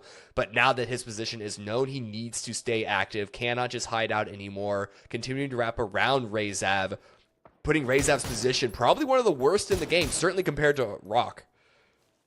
That's a smoke launcher, my dude, not a gun. There it is. There's the gun. Okay, we got a little out of control. Now that is an AK-4X spray. I will challenge anyone to make that look good. As Casagrande will go down. The other thing as well is I doubt he had much, like you said it yourself, he landed very early, right? He landed much early. There was no way for anyone to know he's there, but he also probably didn't get that much loot. He was only made pick up an AK, probably didn't have a comp. I'd be surprised if he had a flash hider. So that thing gets unruly to spray, but a good effort at the very least. As you stated, he did get 1 point and he did get placement. So not a bad salvage from him considering where his team started. So we now see this 2-on-2-on-1 unfold. And you'd have to give the advantage again to Razav though, because I do believe Laucha is the closest to the center of the circle currently as we go into phase 8, but we're not even there yet to phase 9. Yeah. Center dot will be a factor, so we'll see what happens. Not a lot of room for crazy shifting, Cam. No, there's a limit to how far phase 8 can shift, right? The only reason why I would push back against Razav being the best position is because they are kind of in between Gats and Rock. So while they might be closer to center, and now with this shift as well, I think it's open game for all three teams remaining. Yeah, very possible. It's really BL for me if he's able to get out of the blue, or maybe if he finds a knock and a backstab, right? Right. As you can see the position that he has, he's feeding so much information RBN as well. And Gats doesn't have to do anything. I mean, he can just sit there for now, at least until he has to start moving. Yeah. But he's waiting for this fight to happen. That's what he wants. If he can get to that rock, but I think that rock's actually out. Never mind. I take that back. That rock's out of the zone. He's got this little bit of a deflate, and there is that rock in front of him to the right that might be in. That one I think should be in as well, but again, it's just more of a wrap on the south, and it does leave him open if he wants to move past that. Yeah, he's just waiting for Rock and Razav to get in a fight, but they are just not relenting. Well, the problem for Rock now, actually, as I look at me, is both members are outside of the circle. So it does look like RBN went for a vehicle. Now he finds himself back inside the circle. Well, that vehicle is so low on HP, though. It might actually be better to blow it up now, so that doesn't become a factor when the fight does start. Lauch behind the shield. This is going to give his position away. And BL crawling. God, peeked over. Oh, Bartero finds it. That was the backstab that you pointed out. That would have been the win condition for Razav, but now Gats is on the move as well. Heard the shots, saw the kill in the kill feed. This is Gats' opportunity to try and strike. Thing is I just think it's impossible given the rock that Laucha has, and with the third-person perspective, I think it's impossible for him to make that push. I mean, no timing in the world is going to save him from that amount of vision, so I'm not sure what he's going to do. Maybe he has to count on RBN. This is a start, maybe. If RBN can get a knock, that literally opens the door for anyone to win this one. Still possible, nonetheless. You see Fadavero going for a spray. He's going to find anything on RBN. Yeah, Laucha, during that whole fight, the standoff between BL and Farvero. Laucha was still watching for Gats, making sure that they didn't get distracted by one of the solos and get stabbed by the other. But a nice grenade is going to find it. Laucha's almost dead as well. This Molly could do it. It's going to be a grenade by RBN. It's left up to a 1-versus-1 cage match between Gats and RBN. Rezav do let this win slip away. And what a turn of events. It just came down to the 2 solos. It was the nade from Gats, and his timing actually to make that push was just immaculate. So center circle here. It is going to favor RBN, but just ever so slightly. Oh, and then look at this wrap by Gats as well. RBN has no clue. RBN is guessing his left when it's his right. Trying to spot over the smoke. Okay, maybe now has eyes on it. Saw something, smelled something. Sniffed something out, running into the smoke now. Molly doesn't hit. But Gats at least knows that he's not completely catching RBN off guard, being behind this tree. Well, and both players only have stun grenades available, but you can see RBN has 5. Gats has 2. So this might just come down to who flashes who first. I mean, if RBN gets the flash on Gats, he can chain those together much more efficiently because he has 3 more stun grenades. Oh, so I we think can the see blue's one gonna going affect out. RBN first. I think no. Gats is the most blind he's ever been in his life. But RBN, you got to move. He's got one more nade. Oh, it doesn't matter. Gats so healthy. This should be all Gats, and it is. Nicely done. I thought for sure the amount of stuns that was going to be thrown Gats' way was not going to leave him any room to peek, but man, great stuff. Yeah, Gats played that end game, dare I say, almost perfectly. Or even perfectly. Pretty much, you can't yeah. go more perfect than For that. the Was most able to part. win the fight. Like, yeah, dodging the stuns, and I think ultimately playing the blue, knowing that doesn't matter how blind he is, like, don't peek. RBN has to move from the blue before Gats did. And so he waited for RBN to be out in the open. RBN had no choice once he got tagged to just hold that angle and try and win the pre-fire, and Gats played timing for that as well. So a really good end game, but it all started with a hot drop here. And a lot, of course, a lot of rotational kills. That's kind of the name of the game, especially on Tago, it feels like, Godspeed. Yeah, I mean, we also saw a lot of camps, but that's just the nature of it, especially when the circle is so far south, right? Like that first circle, it causes so many issues because you have teams that want to rotate and they want to get in the circle early, but because of how far south that was, those issues I'm talking about is that every rotation, as you were stating, right, especially the ones around the bridge. We saw the Al Qudsiya camp that just went totally wrong, unfortunately, for the opposing team, and then we saw that kind of weird camp by Rock on the western bridge all the way near that second island. And then we saw a lot of teams just lose member after member early. I mean, this was a nice attempted save, though, from Grande, so he was able to get his team some points, as you'd pointed out. But yeah, it's gonna be all Gats, man. 8 kills as a solo going into that when there was a team of 2 and 3. So impressive stuff. Rock still win, though, because of the kills they got. 14 kills, 3 placement points, making it look at like an extra special 17 compared to Luminosity, 8 kills with the win, but that's only 5 here, which would be 13. And even with the full, actually, even with the old point system, Rock still would have won. I mean, 14 kills is crazy for that game, so well done to them. I mean, but I talked about it, you know, they were the first ones to camp that western bridge, and they just came in from the west like a wrecking ball, just pretty much wiping every team in their wake, and so yeah, they were able to garner a lot of points. But again, you know, a team like Mira, another 6 points. This is the second 6-point game, even though they didn't get any placements like they did last game. They're at least finding 6 kills a game. That's pretty damn good consistency. And then PD as well, potentially dangerous with 6, Bestia as well with 6. Yeah, their specific positions might be a little different, but the top is looking quite familiar between the first 2 games. Granted, it's only 2 of 12, so a lot can change in the meantime. But Luminosity Gaming.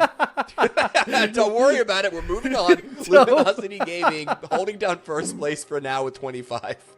Yeah, it happens to the best of us, brother. I'm just not going to give you a break. We can see, yeah, I mean, up to 5th place, like you said, very tight. You know, Luminosity pulling it just slightly, but the next map we will be heading to is Rondo, and then after that it's going to be Wrangle, but already halfway done for the day, right? And that's the thing. Yeah. When you don't have as many games to play, you really can't afford to be going out last. And for some of these newer teams that are coming in, you know, they are learning the hard way, but at least I'm hoping an opportunity for them to learn. as they go into, you know, tomorrow, maybe watch some VODs and figure out what happened. Now, as far as learning, we are also going to take a short break because we need to set up for our third game of the day. So make sure you guys don't go anywhere because more Players Cup right after this. A collaboration with Espa, and some changes to vehicle camo netting. All this and more as we dive into the update 36.2 patch report. First up, Miramar is getting a visit from the K-pop group Espa. All across the Badlands, you'll find concert venues, decor, and other visuals based on the group. Many other maps have Espa visuals, such as themed care packages and planes as well. There's also an emote stage on the starting island of every 8x8 map for you to perform some of their most iconic tracks, including their latest hit. Next up, vehicle camo netting is seeing a durability improvement and is being added to Rondo and Tago this update as well. The improved durability only applies to bullet damage, and there are still some conditions in which the netting is instantly destroyed, so check out the patch notes for full details. The clan system is also getting some love. There are new ways to show off your achievements, including a new weekly ranking page, along with new clan tag plates. Full details in the patch notes. There's also a new Survivor Pass. Regions with duo mode can now choose one-man duo in normal and ranked. And we've tackled some bugs, so be sure to check out the patch notes for details on everything. Update 36.2 is here, so park the car in a safe spot and get ready to rock out with Espa. We'll see you on the battlegrounds.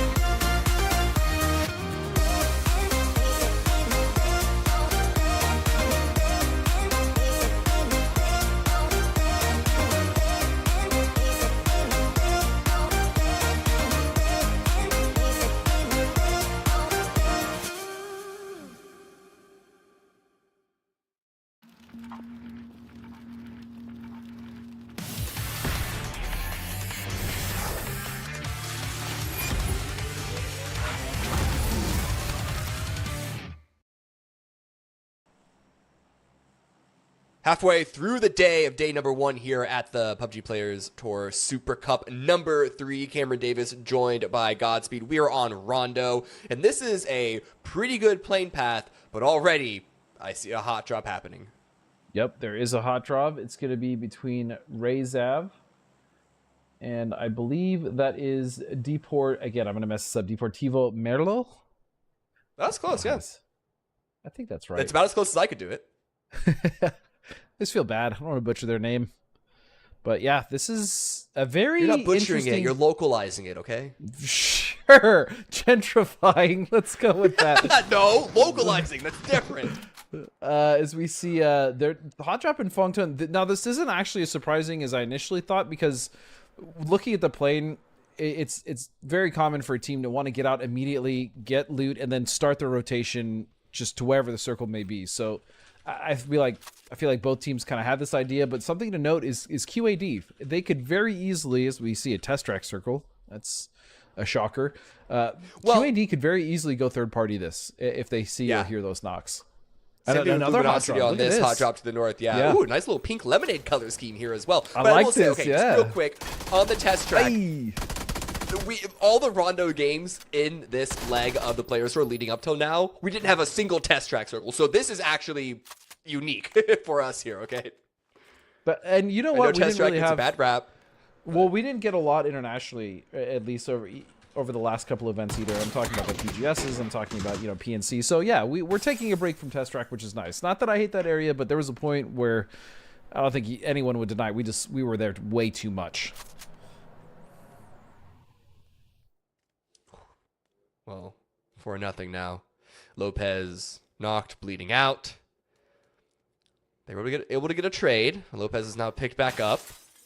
And if you can maintain numbers within those trades, suddenly the split becomes very, very lethal. They have that one player off on the opposite side, keeping watch, using third-person perspective to stay safe, but still feeding information over. If Cali goes down, well, never mind. Doesn't matter. They've already lost 2 players so far. It looked like they had kind of recovered, but yeah, that went sideways really fast. And again, the question becomes, no gun. Are they? Oh, good. Figu just eternally struggling right now, and the question becomes, like, is 4-0 going to stay here? Because they know that the last 2 players that are running probably want to go for those blue chips, probably want to go for that reset. Now, I don't think Cali is going to be the one to do that. If anything, it's going to have to be Figu, but does 4-0 want to camp that, or they just take their 3 and then let them res? And that spray got a little away from Cali. It's a nice attempt, but yeah, like, did they try to farm the points, let them res, and then hopefully get that last kill and pick up the other 3? Who knows? Well, those are all options that they have. Figu finally finding an ace. Thank goodness, something to shoot back with. Right. We gotta go fast, though. I feel like trying to... with the distance, it wouldn't have mattered anyway. I just feel like trying to strike when they've already sort of separated. Yeah, sure, maybe you get a better chance for the first knock into a kill.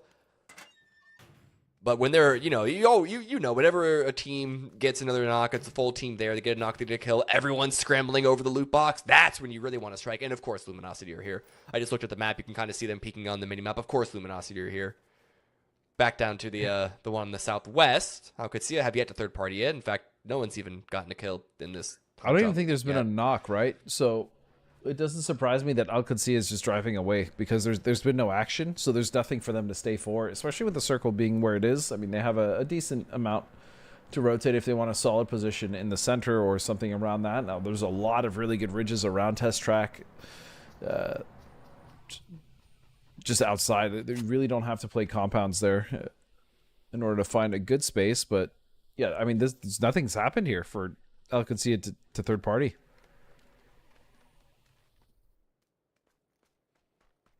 And they're certainly not waiting around. No, not for that. Yeah, no sunken cost, whatever. Like, but they're gonna fight eventually, guys. I know we're phase 3, but they're gonna fight eventually, guys, right? Like, no, they're gonna get to the zone. If the opportunity was there, they take it, but they're not gonna go and wait for something that is not guaranteed. Ooh, there it is. Martin's there. Oh, Martin should be okay. Ooh. Looked lost for a second there, but Martin does make sure that it happens. Knock confirms the kill as well. Little sneaky trap set outside of the loot spot of the little, not quite a city, a little bit of a town, we'll call it. Yeah, town. Town is fair. I mean, but how long are they going to stay here for this? Is my question. I mean, here's another question. If you knew it was Team DM and you're a strong team like Razav, do you just try to bully them? Like, what would your play be? Ooh. I think by them just looking at Razav's position, they are intentionally setting themselves up for a full commitment here. Like, if they wanted to make it a little fast and quick, almost bully-like hot drop, they would have gone active in the way that we saw the first hot drop to the north play out. But no, they intentionally spread out, trying to give Deportivo a little bit of space for them to show their ankles and then just get tripped. Ooh, but Mira now running into 55. This is at the, I mean, not quite dead center, but close enough. Right next to Nox Factory, right next to Test Track. So there is some fighting that's happening elsewhere, but Razav, they're cool as a cucumber. They are chilling, committing to coming this. in. I you know what I wonder is if any one of the members on the team actually has an emergency pickup, which would make this make so much more sense to me. You have an E pickup, you're able to kind of clean up the fight, and then you just pick up your way to center circles. We see now it's going to be Bestia. Oh, no, with only 3. Flood is going to get knocked. So now they're just down to 2. That knock came from Youngblood, if I'm not mistaken. Yeah. But he's trying to spread across. At least it was a 1-for-1. Zevo isn't there to take Flood out, but it looks like the rest of Youngbloods are going to be rotating faster than Vinny can. No? Wait, DraftKings also here. Wait a second. They could actually be saving Flood. This could be huge if they want to go for a little bit of a drive-by shot from DraftKings. Pulls attention. They're not slamming into them. Not a full crash. They're not throwing the whole game just for Flood. I would, Flood. I'd throw the game for you. I was going to say it's a smart decision, but that's fair. Flood is a good dude. I can respect the fact that you would potentially throw this game away for him. As this is the 2-on-3, though, that's the thing. And the problem is now, with Youngblood having that time to recover, having the numbers advantage, they're going to be able to... Oh, that would have been so nice for Vinny to find. But yeah, now this is a 4-on-2, and you can see Bestia starting to think, maybe we should just back up, maybe try to get Flood's chip, and we'll go from there. But Mira are taking some shots of their own. DraftKings is pulling up to the south. So maybe looking to keep continuing this fight. It's not like there's a better option from where DraftKings is playing now. It's either this or go further into Nox Factory. Youngbloods are already on their way out. Can't tell if they have Flood's chip or not. Yeah, not sure, but let's see. Draft now looking for an angle. And he's going to take tires. He's going to be petty about it, and I love that. You have to. Tires are the most important thing to shoot. That's not a person. Cowboy. Oh, he eats a headshot, Beal. And again, Rock is just a wild fragging machine in these lobbies, so I'd love to see them get more aggressive, and that's the start. RBN is going to find Jam. Oh, he's still alive. Oh, sorry. Cowboy had like 1 HP with that final grenade in the middle of the first aid kit. But now BL's in a bit of a rough position, though. Yeah. Position known. Relo has the angle. Jam might have gone down, but Alcancia are looking to turn this one around. And there's no team in immediate position to try and third-party them. There is still the hot drop teams in the Southwest. They're off your screen right now. They're still out there. Yeah, that still confuses me, the commitment there, but we're going to see that next shift. It's going to go right on a Neox and a Test Track now. This fight happening on the southwestern edge. They are going for Jam. Cowboy's low, though. He's got to be careful. Any errant headshot or stray bullet could knock him out of that vehicle, but it looks like they are going to be able to get Jam healthy. Now Youngblood. They pulled away from Bestia and now have their sights set on Systematicos. They're actually able to rotate up in a way that's in front of them. And yeah, here is that hot drop. Well, I mean, it's been a very cold drop, but Razav still keeping the thumb screws on Deportivo and Merlo. Fisher finds yet another. Still 2 remaining. Tried to go for a blue chip revive. But wait, where? No Ran isn't. Where is No Ran? They're not even together. Yeah, I'm not sure. I think at this point we classify that as a frigid drop. I mean, it is just right. crazy. The nice nade from dude. Pippa has been. I mean, he's always been so good, but today specifically, especially with his nades and oh no! Oh god! Nice try. I think he expected to have a few more seconds with that setup, but no, potentially dangerous. They sprinted up those steps, and there was still time to get the revive. 55 aren't out yet. And then RF10 and No Rand still alive from Deportivo Melo. Looks like Razev are finally pulling away, though that could just be a trap, could just be bait, but they have been in the blue for a very long time. It doesn't do a lot of damage each tick, but it does add up, and it does start to eat into your meds. Does. I mean, you can see, though, you know, Fisher has 6 first aids, so they plan to be there that long. Again, they didn't even get all 4 members. So they did that for 2 points, essentially. Yeah. So Flood is returning back. Who else is reviving? I don't think Deportivo Melo got their revive in time for the helicopter that just came in. Cowboy, though, is getting confirmed. Tony did just enough damage.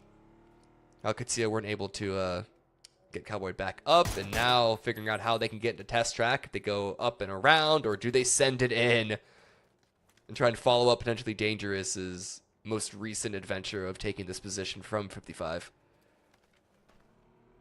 That's a very good question. It looks like they're just pulling straight up here. No, they're... I think they're just... QAD is actually just going for Neox. Or the side of Neox, I should say. The west... Not Neox proper, but west Neox. And yeah, they're just going to get in for free. So we can see D1 coming back in now in this EMP zone. Gonna have to contend with AKM, who have been waiting. I feel like waiting for this for a while now. Yeah, I think there's been a lot of just standoffs this game. We haven't seen a lot of action in the north. I think everyone has 4 members still alive. Luminosity running forward. Spot one member of D1 out. Lucas goes down, and they're in a really rough position, though. They're shooting back. Bizzler gets traded 1 for 1. Block's looking to confirm, but I think it's... Oh, no, Nicholas is there for a second knock against D1. Oh, and not to spoil it or anything, but phase 3 hardships way away from this position. AKM trying to get active here to just get rid of D1 so they can shift all their focus to LG. Just haven't been able to find it quite yet. And that's kind of the issue, though, is the terrain. It's very easy to get information in TPP on this terrain without actually exposing, right? So you can see a lot of these teams just kind of staling off, but look at that. Factor is going to find 2. That was sick. Ooh, really trying to turn things around. But Filippo goes down. HFit is able to at least get more damage, and here comes Luminosity. D1 do eventually get eliminated. It's going to be Snakers with the final kill there. 4 kills for Luminosity, so 4 eyes left on the remaining members of AKM. They're all... Oh, they all want him. They all want him. Trying to crush him under several vehicles at once. Wait! It's like a Mr. Beast video. How many vehicles can I put in the same position? That was funny. So he actually... he proned underneath and almost got one. That would have been... Almost Houdini'd out of there. Yeah, that was sick. That almost was super cool. But 80 finding Snakers, that's going to be a flush. It's frustrating if you're LG, and a point if you are AKM. But it's been a struggle for AKM so far today. Here comes Vox. I've said it before, one of my favorite players. Been in the game for so long and seems to not take any game seriously, but only in the most serious professional player way ever. It's fantastic. Good old Andy's Pittsburgh Knights Vox. Yep. For a European team, they picked a really strange name. Ooh, Martin swinging out into Flood. Welcome back. We're sending you to the afterlife once again. Oh, wait a second. Vinny, holy! That was 3 very quick knocks on a Razev. Now it's just down to Laucha. Beautiful sprays and shots by Vinny. My goodness. Oh, bit of a spray through the smoke for Laucha. Finding another. 3 kills for them so far. No chance for the revive with FN pulling on up. in a 1 versus 1, trying to run away from the third party. And there was a couple of other members I see in the mini-map that might have eyes set in this position. Vinny running out. Grenade misses. Shots give Lauch's position away. Calling the rotate, lands the headshot. Vinny gets another 3 kills. Last one from Bestia left, but my God, what a raid boss. And I think one of those was stolen from him. Otherwise, he should have 4 kills right now. That nade he threw was money, but it was Laucha realized it and vaulted out last second, but he even still at the end held the perfect angle and got the kill. That was just, man, that was great shooting. Phenomenal shooting from Vinny. We now move back over to LG fighting for Happy Men's, and they have actually managed to keep most of their members alive coming into the mid to late game, which is something that we've been kind of noticing, and it's something you noticed, Cam, saying that they've been struggling with. So at least for them, a decent start to this game as they're now heading into phase 5 with still 4 up, but 1 is knocked. Yeah, and again, because a win is only 5 points, not 10, you don't have the opportunities for those wild swings anymore. You have to grind it out in order to make a big sort of gain on the leaderboard. So for HP, they're one of the teams that's at the bottom with few, if any points at all. And so they need to get that built up now. Already a couple of kills. Vox is vulnerable. Luminosity are eliminated. And as we go back to Vinny, you're not locked in. He's not locked in here with you. You're locked in with him. He is in the blue, though, and he is really quite stuck between a rock and a hard place. And the fortunate thing for the rest... yeah, it's going to take him down. The fortunate thing for the rest of the lobby, though, is LG has fallen, right? They were in first place, so that does give them some time and a game to kind of try to catch up. That's going to be the easiest spray of Beal's life. He's going to land that one.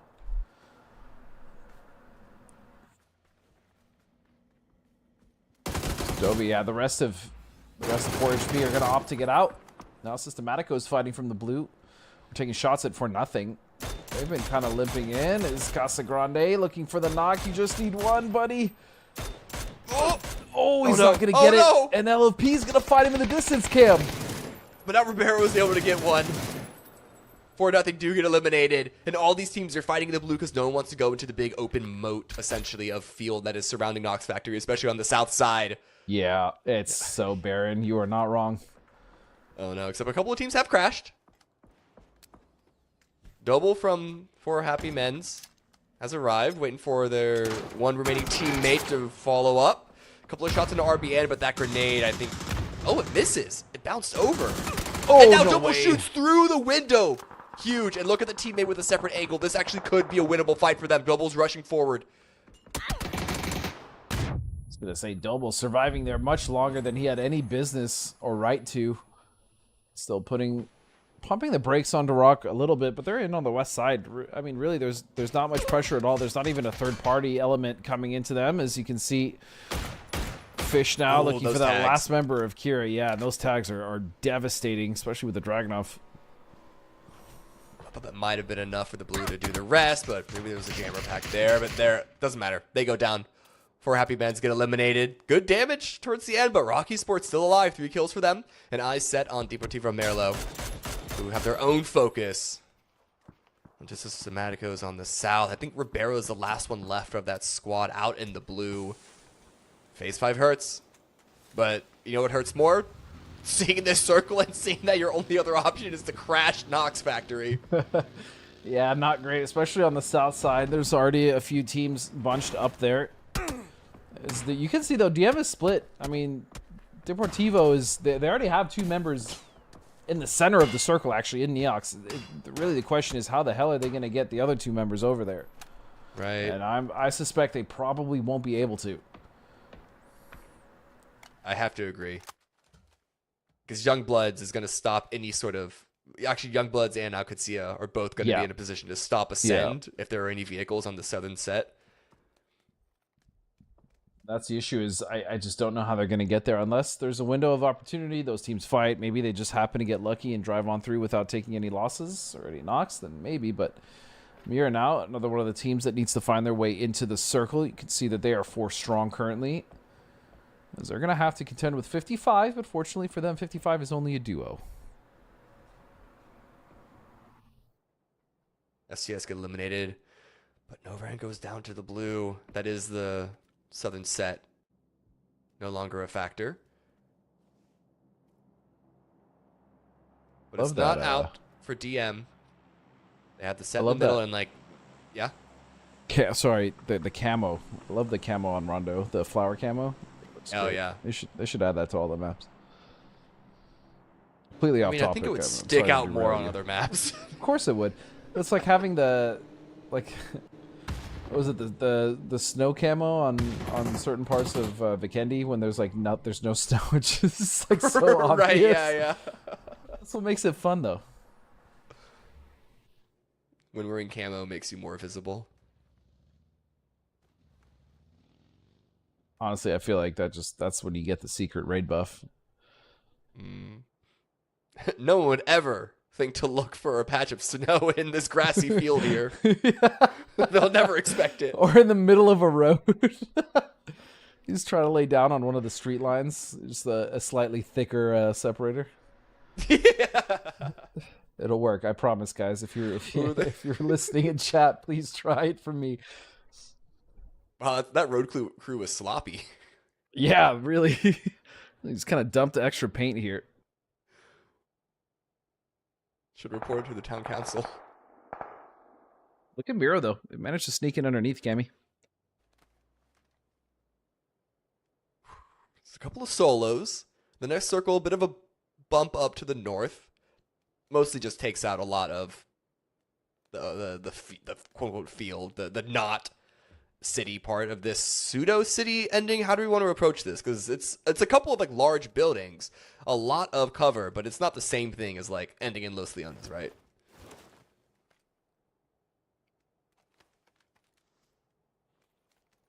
My Really headset stumped just you with died. that one. Awkward. No, literally my headset died, and I don't know what happened, but we are back. Sorry, did you ask me a question? Nope, I did no such thing. That's You really prepared the unfortunate. last 2 I heard like your last, like you were making a point, and then I was just silenced, as we can see now. Other teams coming in. Seriously, what did you say? We'll see how it plays out. It's just about Knox Factory being not quite city ending, but Andy with a great spray down. Clean. Able to take out the remaining members of 55 as we see Mira SWAT teaming it up this entire factory. Not finding Demostro or UT2K4 just yet. Yeah, and sure enough, DM was not able to consolidate those other two members on the outside of Neox. But they still have, like you said, I mean, Demostro here, pretty much dead center, as close as you can be on the second floor as well, which gives him some leeway. He's going to see that member of Mira, but he's not going to get the knock, and now they know exactly where he is. They know where one is. Do they know True. where the second is? This is where Very true. UT2K4 should start to get active. But no, playing it safe.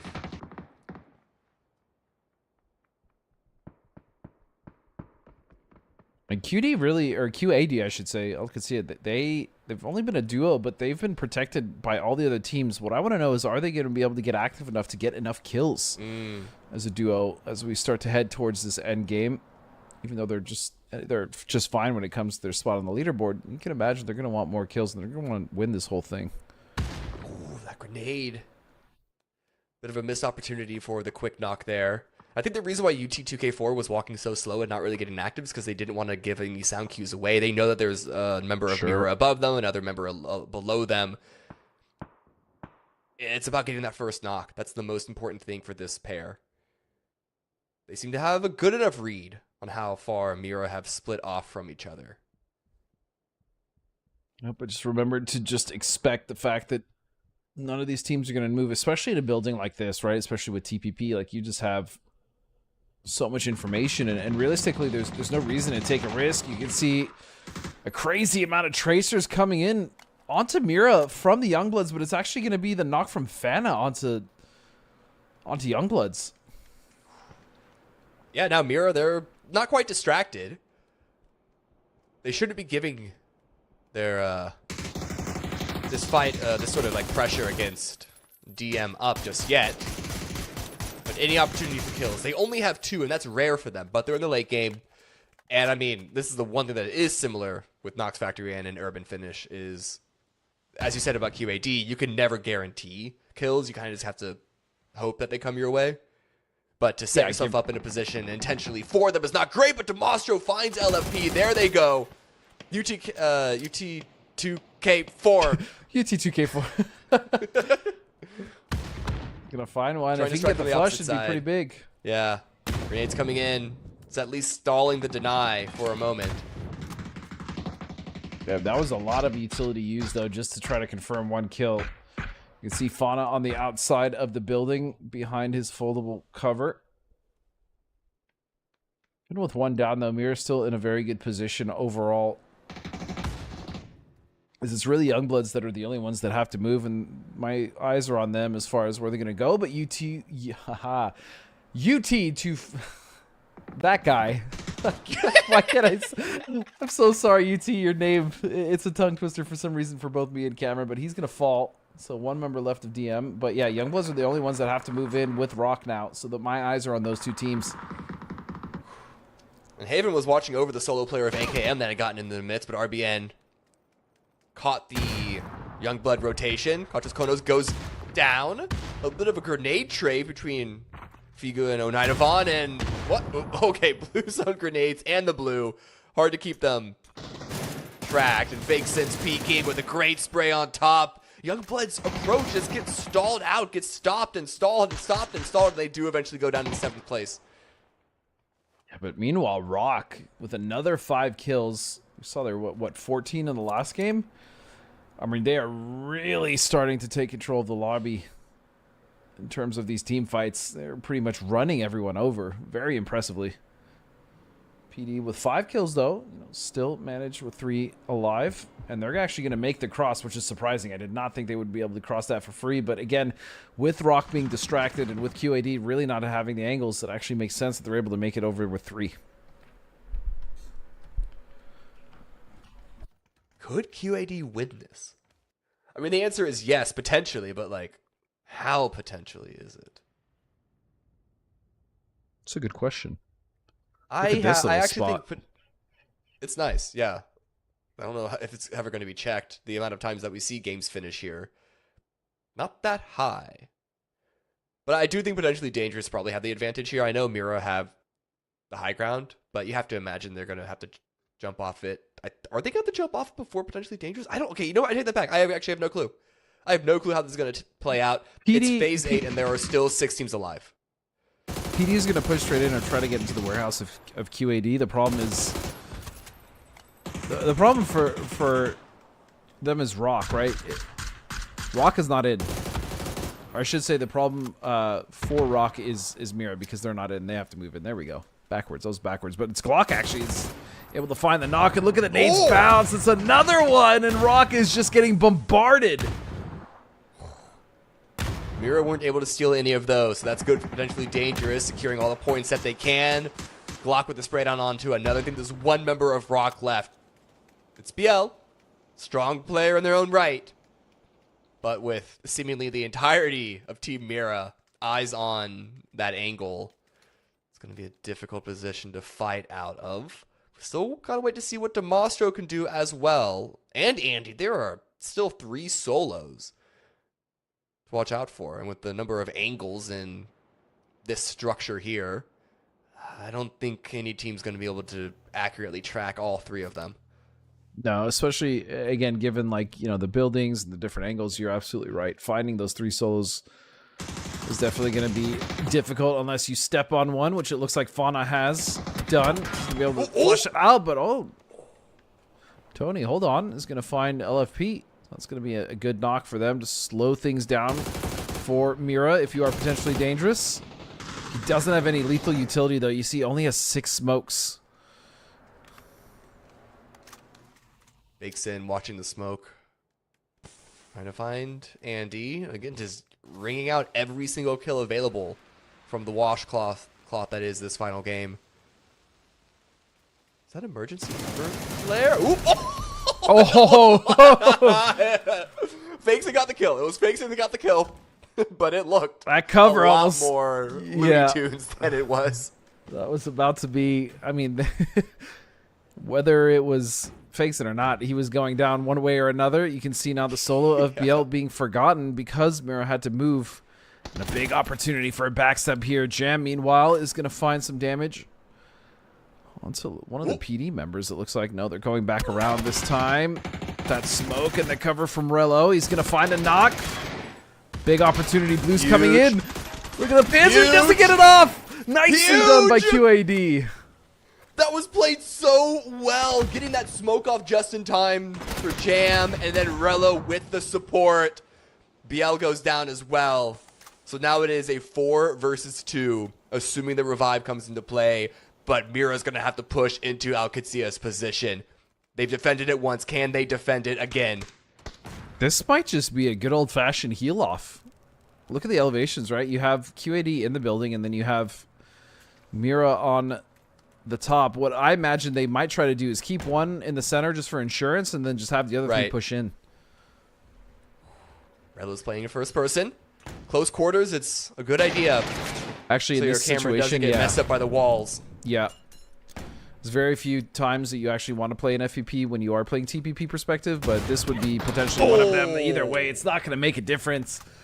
Mira is going to come in and dominate, but man, what a hold in that fight right there against PD from Alcacea. That was actually beautifully done. Very beautifully done. Yeah.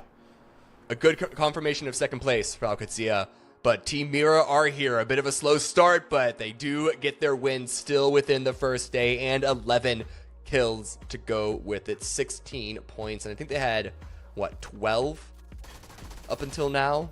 Yeah, something like that. And then this all started, and again, this was such a funky hot drop that just, not this one actually, the one in the north concluded, but that drop we saw in the southwest just this one, yeah, seemed to go on forever between Rezav, and DM, but that was a really nice nade from 55. And overall, you know, again, the one thing I've noticed either in the Super Cups or when we're doing the TPP Masters is you get a lot of solos and duos that actually do make it to the end game. I'd say more so than you see in FPP.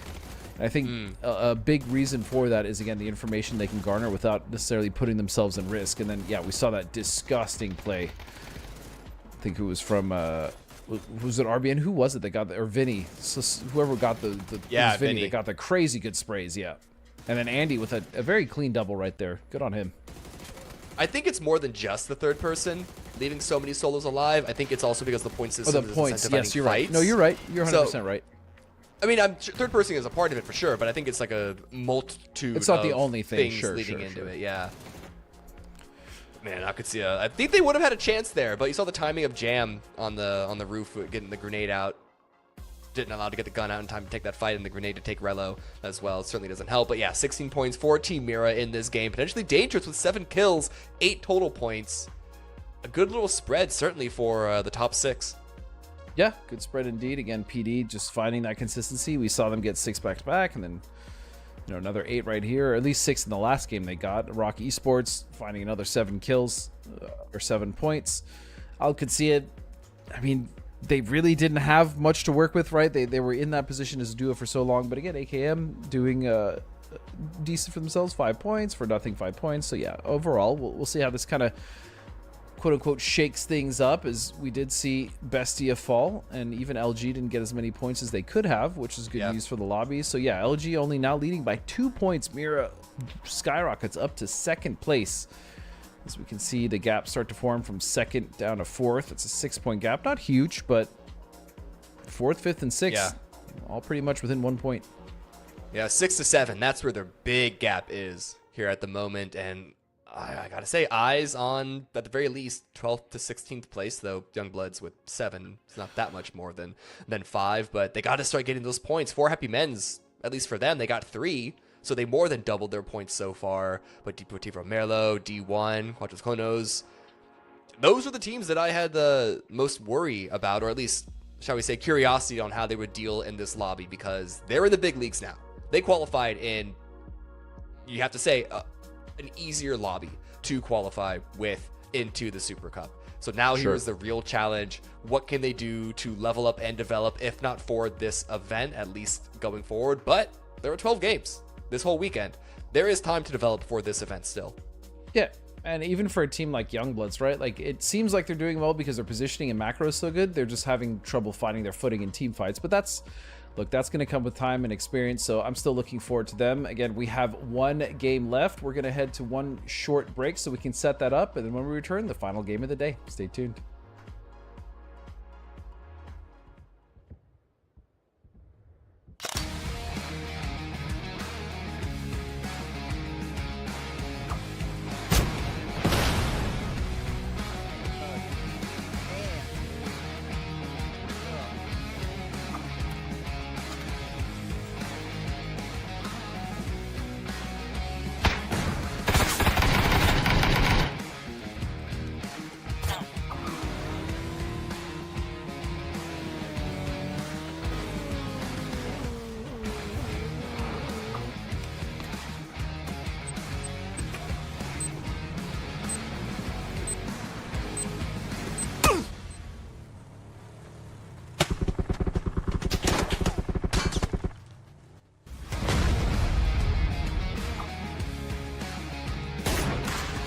Oh my god, we killed the boat! Whoa!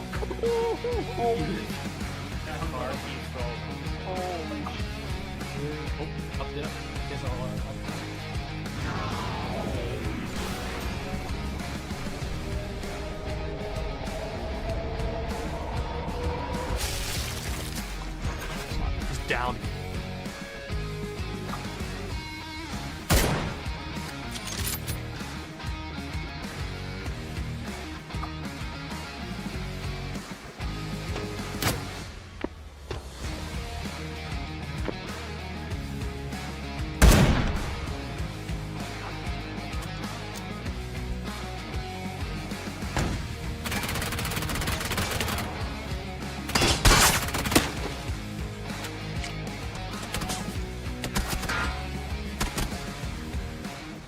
Oh, hell no.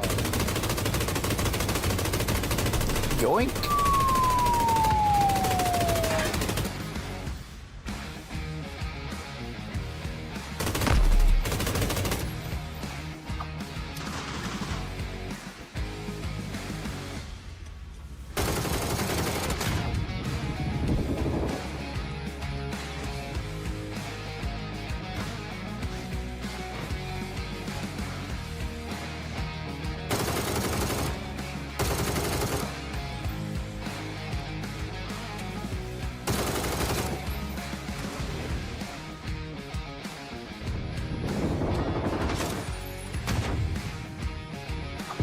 Tree's still jigging.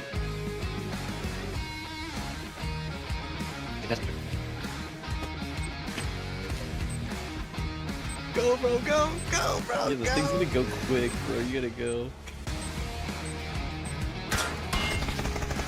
No way. Oh my god.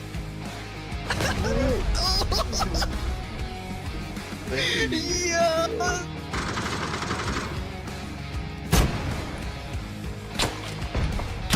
Oh, shot. What? No way. No freaking way.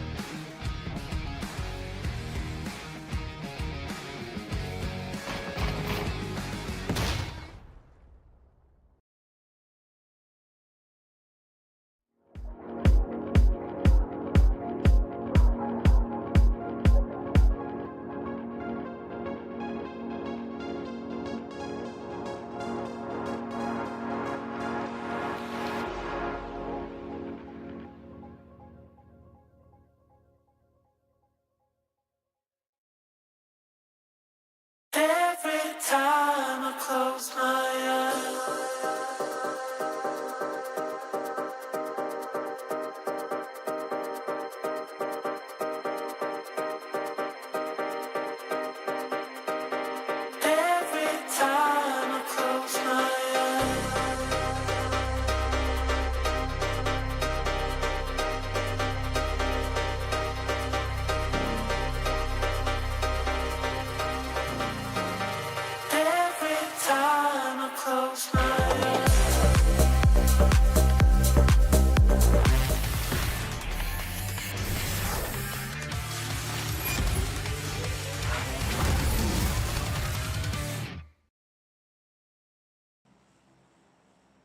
Welcome back, everyone, in the final game of the night. Match 4 of 12 here at the PUBG Players Super Cup. Number 3 here in America's overall region. We're on Erangel, and it's a pretty... It's not the worst, but it's not a great plane path, Godspeed. And as with any Erangel map, especially with the plane path touching Sosnovka, I will not be... I'll be nervous until I see phase 1. Yeah, and you can see a lot of teams actually opted for an early drop-in, opted to just head on EMEA base proper itself. You can see 55, you can see AKM, as well as Rock. You even have DM. This is actually a very interesting hot drop between those three teams: Systematicos, Rock, and Deportivo. We have Youngbloods and Quantos Konos up in South George. We got 4 Angry Men's and FN and Gatka. There's actually a lot of hot dropping here. The play path, I guess, is really bad. A lot of heat, a lot of spiciness happening early in this game. So you can see an AK. Oh, no. Oh, what has happened here, dude? Oh, my goodness, Gatka. Wait, Rayzav are also here? Yeah. I mean, they just pretty much deleted all of for nothing. That's, I mean, that was fast. It was very fast. Yeah. We didn't even get to see it. Yeah, now it's 4 versus 2. There are a couple of members of 4 Angry Men's out in the extremities of Gatka, so they could be looting on up and looking at third party. In fact, well, I don't know. Phase 1, it's west of Gatka is the center of it. There's still a little bit of water in play. Quite a lot of it, actually. And then let's go back to Novo. There's no way we're going to be tracking all this. There's so much fighting happening all over the board. Just, you know, track what you can. We'll meet up here later in a couple of minutes. We'll get there eventually. Is Systematicos will get 2 quick knocks there. And look at that. Lauch is finding Gamu. Gamu! Oh, God, Double Panzer. Oh, no. Oh, no. This could, depending on if Fadabo messes this up. No, it's the easiest Panzer of his life. And just like that, 4 quick kills. Meanwhile, again, we go back to Novo. And Systematico is doing well for themselves, getting 2, which has now left DM down to just 2 members of their own.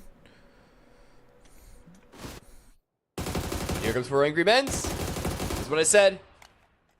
Looting up, third partying. I was going to say that, like, it's possible that they would just loot and go towards a more central position, but I don't know. The third party opportunity here in Gatka is too tasty to not take.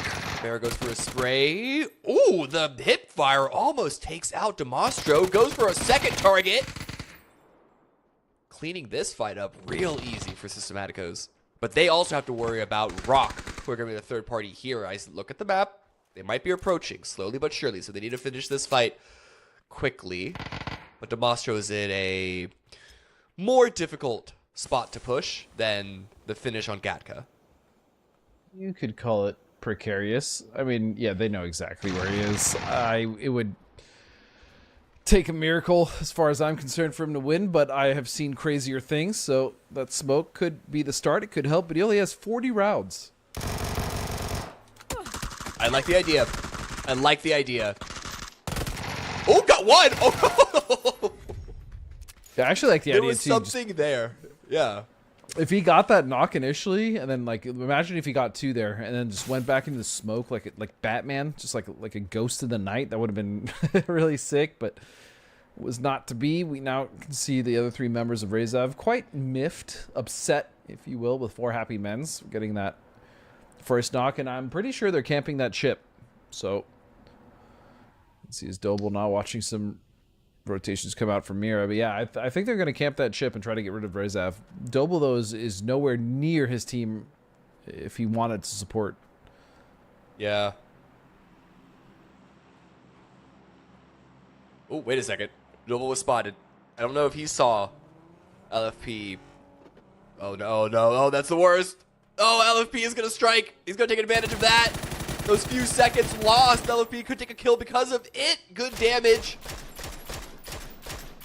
Might actually be getting away. Good cover by Kira. That was huge. Oh, it doesn't matter if Kira's there. Never mind. Doble still goes down. Well, we tried to give Kira the praise, but unfortunately, Doble And this, again, this is going to come with experience, right? Like, knowing when and when you can't split off as a solo like that.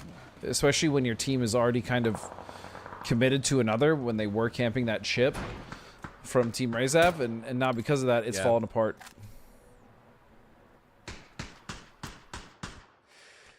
Yeah, and just knowing that you're in the center of the zone, there are going to be other teams approaching soon. Right, exactly. If this was out of the circle, or maybe on the edge with the coast at your back, different considerations. But again, it comes with experience, and they will learn. You know, that's what these are for. Ooh. Wait, tap shots? Good damage. Now, couldn't quite get the knob. But now what are you going to do? I mean, they know he's at this rock. He wants to get back to his team, obviously, but I think he's going to be lucky if he doesn't get punished for that, and I don't think he will because Rezav is so focused on getting this res, so, okay. So yeah, they were able to successfully extract the beating heart of Fisher. Downloaded the personality into a new body, about to fly in a couple of minutes. Missed the helicopter that just, I think that might have just popped. Yeah, I think so. No, actually, no, I lied. That's an E pickup that I see. Never mind. What you just said reminds me of Altered Carbon. Isn't that what they did? They had the chips, people's brain on chips. Man, if we ever get there in actual reality, my brain would probably only take like 500 gig, probably less than that actually. Very small storage required from my little brain. 500 gigs, 400 of it, PUBG knowledge. Probably. The rest is just random gigs. tidbits and facts. Yeah. Just useless information. My favorite food and what weather I like. And everyone actually in this circle, I will say though, Cammy, opting and have been able to get to center circle early. Really, the only teams that aren't in are Rock and LG. Two teams which in this lobby I don't worry about. Yeah, for sure. But yeah, LG and Rock I'm sure are going to get in just fine. They're going to pick up, as you can see. LG are going to rotate in. They have all the room in the world on the east, so no issues for them. And it's really just going to come down to, you know, how these circles kind of play out as they start to close. That E pickup is actually STS's. Oh, okay. That's Systematico's E pickup. There is time for Rock to just send it and steal it from them, I think. It'll be tight. But it looks like Rock are just going to let them leave. Maybe try and shoot them out of the sky. I just don't think they're close enough. Yeah, they're not going to be close enough for nades. And by the time... Yeah, these boys aren't even close. They're going to be... They're fine. Oh, wait a second. I say they're fine! Yeah, they're good. Just a... 'Twas but a scratch. But they're chasing the blue. Very hairy, though. I mean, it's only phase 1. I think if a couple of more bullets landed on 1 or 2 players, it could have been sketchy. And they have a couple of jammer packs as well, so that's good for KPN. But it is going to make it very difficult to land. How does Casagrande have no damage body blocked by his teammates? Oh, yeah. He's like... he used his teammates as a shield. Yeah. Okay. That's actually good tech. Knowing where the team is, where the opposing team is going to be, so you choose the backpack on the opposite side. I'm the first one to those wires. I'm like, hey, you guys take these 3. I'll take this one. Yeah. Perfect. No, these are faster. Trust me. Yeah, these are the better ones. Yeah, I saw this line look frayed a little bit. I don't want you guys to fall, so you guys take these 3. I'll take the risk. Yeah. I'm such a good teammate. Again, it's just so crazy how much space there is on the east, and all these teams just doing so well to rotate early and find center without running into each other. That's actually the most impressive thing. So we really haven't had too many fights outside of our hot drops. And that's going to be a beautiful shit for Al-Qadsiya. My goodness. They were just using that for information to see where they wanted to go, but I mean, hell, you might as well stay now. Yeah, let's commit to it. Luminosity are arriving. Al-Qadsiya, is this a position that they choose to either defend the north or the south section? Because, you know, as we see throughout the history of Erangel, you cannot hold the entirety of the mountain, but 55 Esports fighting up against Bestia. They're actually crashing on in. But it's Vinny. Of all players, it's Vinny. But that's also a Panzerfaust. That's a great equalizer. Hopping out of the window. Stunning as well. Vinny's staying alive. This is huge. Huge play to stall it out. Yeah, it's actually phenomenal stuff from him. He's really actually creating so much issues as a solo here. Well, he has a teammate now, but he was doing that all by his little lonesome. You see Flood trying to support now. Sam Crow, though, is going to find Draft King. And that is a devastating angle on the outside of the compound. But Nzito with the trade. Karok will go down. Hold on a second. Oh, and then the back. The crossfire. Vinny had the idea to try and get in front of the sand. But the teammate was watching over the stairwell. Oh, and the grenade dude. takes Flood down. What did I say about Flood, or about Pippa's util last game? He's got heat-seeking grenades. That was a nasty nade on top of the roof. 55 returning this around. It almost feels like for the entirety of 55 being at tier 1 of America's region, it's almost a coin flip of whether they do good or bad. They started off the first game really, really well, had 2 stinkers, but this could be the beginning of a second great game for them. Reestablish themselves in the top 5, top 6 of the leaderboard. Blue zone grenades should be doing some good damage and might even stop that res onto Flood from happening. But look at AKM. And also D1 versus PD, another fight for a different compound. Yeah, it's a very difficult fight to win if you're factored just out in the open. Someone has cover and a window. Pretty much all but guaranteed to lose unless you just happen to land the filthiest shots of your career. You can see Pippa still trying to do damage, but Bestia is making this messy.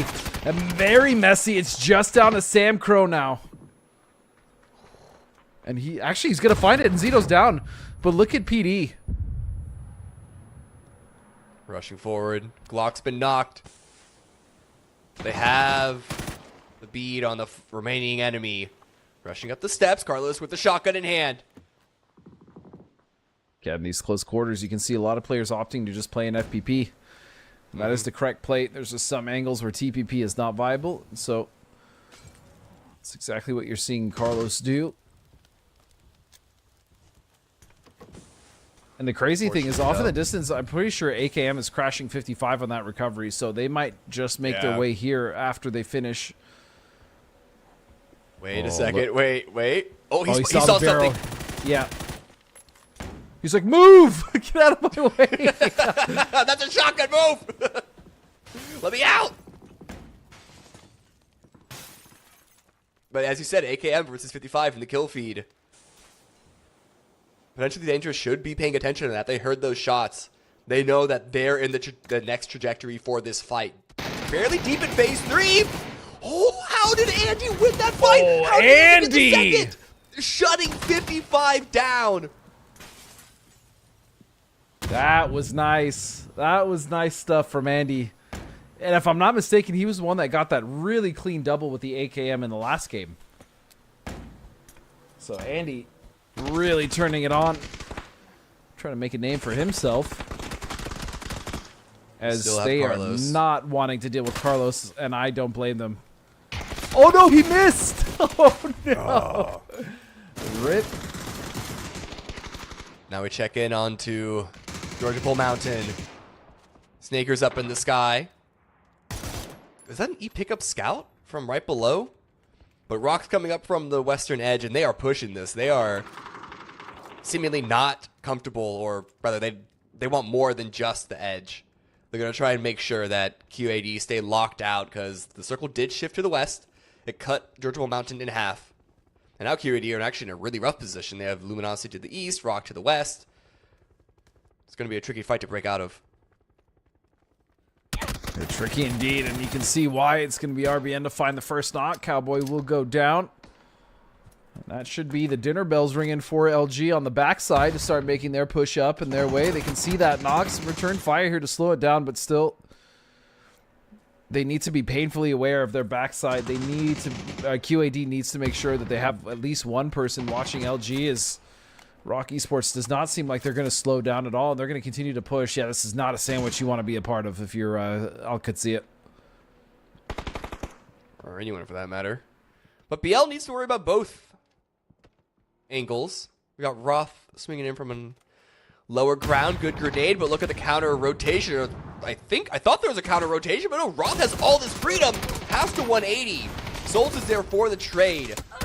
But here are some shots at range from 4. Angry Man. Sols goes down. 4 happy men. Nyx at that long of a range.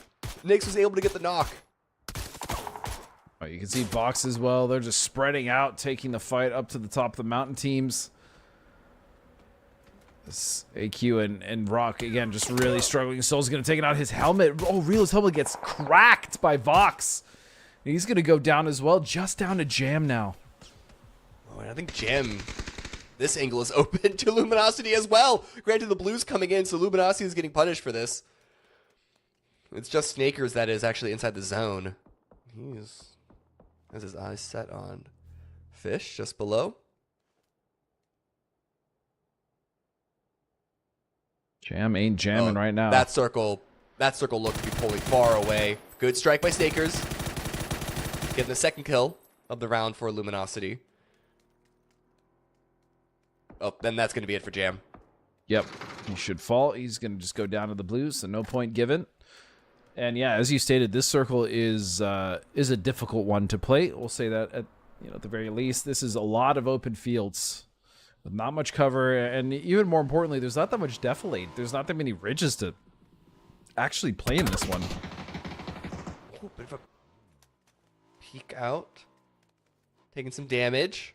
Ooh, BL's very low, able to heal up a touch, but just 2 members of Rock remaining. They actually weren't able to get too much out of that fight against Al Qudsiya.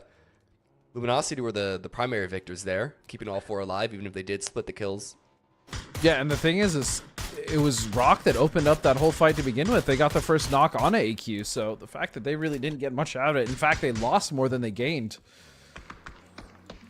just shows sometimes how difficult fighting on the mountain can be. And really, it was 4 happy men's that were just devastating Rock by shooting them in the back. Straight out! It's not going to happen. Glock rolls on in. Nidavon rolls on in. Youngblood's not able to hold. This 2-2 split is getting cracked wide open. Holding a 2-2 this deep into the game. Quite ambitious for Youngbloods. And we're going to lose a couple of players because of it. Their overall positioning and macro is solid, but it's the decision making. More importantly, it's just the team fighting, man. I mean, as a duo, it is a decent thing to hold. Is nice. They barely gets in the vehicle or the BRDM before things get too hairy. But yeah, like this is just stuff that they're gonna learn over time.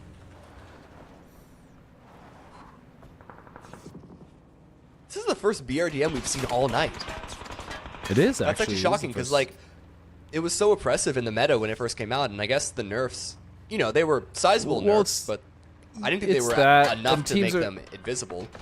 Yeah, teams are also starting to understand like the kind of counterplay them, especially like holding on to Panzers realistically, right? Because the Panzer's not going to destroy the BRDM, but it's going to knock whoever's inside. So I feel like they're more risky now than they were when they first came out, right? Because also just shoot it. Like your spray might not remove it, but like if 3 or 4 different teams shoot at it, it's gone. Like that.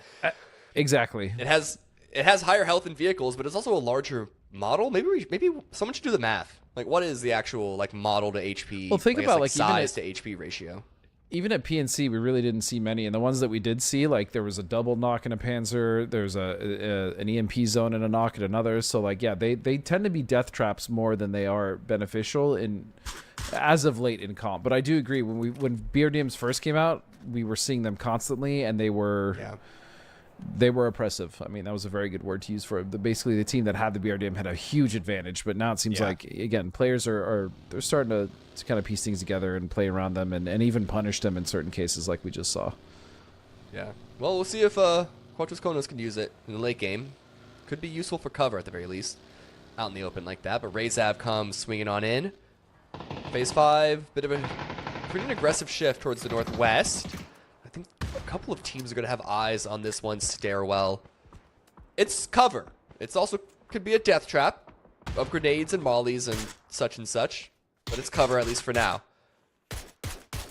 It'll do. It'll do for now. You can see there's a lot of loot and heals, at least for the team of Mira, as they're going to barely stretch in, and that is not where you want to stop, young bloods. Oh! Yeah, and he just, oh no, he just gets devastated. Oh, but the nade, yeah, Razav is going to find them both. Just barely in range. Laucha was able to grab that.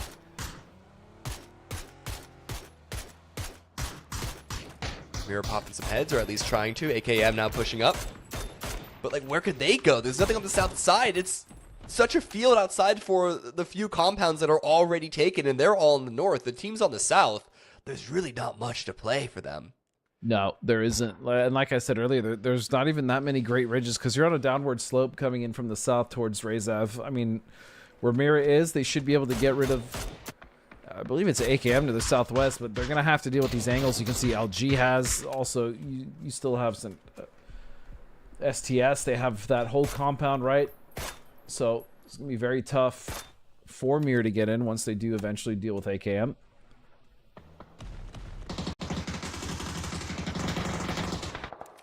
Fix it with the spread onto Yai. Bunch of damage coming in on the rotating AKM. They're just going to have to stop at the hay bales. Mira needs to get the points, needs to try and get the points that they can now, because they're eventually got their rush up a similar trajectory. Yeah, it looks like Mira's actually just looking to get rid of AKM on the east. You can see them drive around on this ridge line. LFP looking for a nade fakes, and we'll find a knock though on LCLS.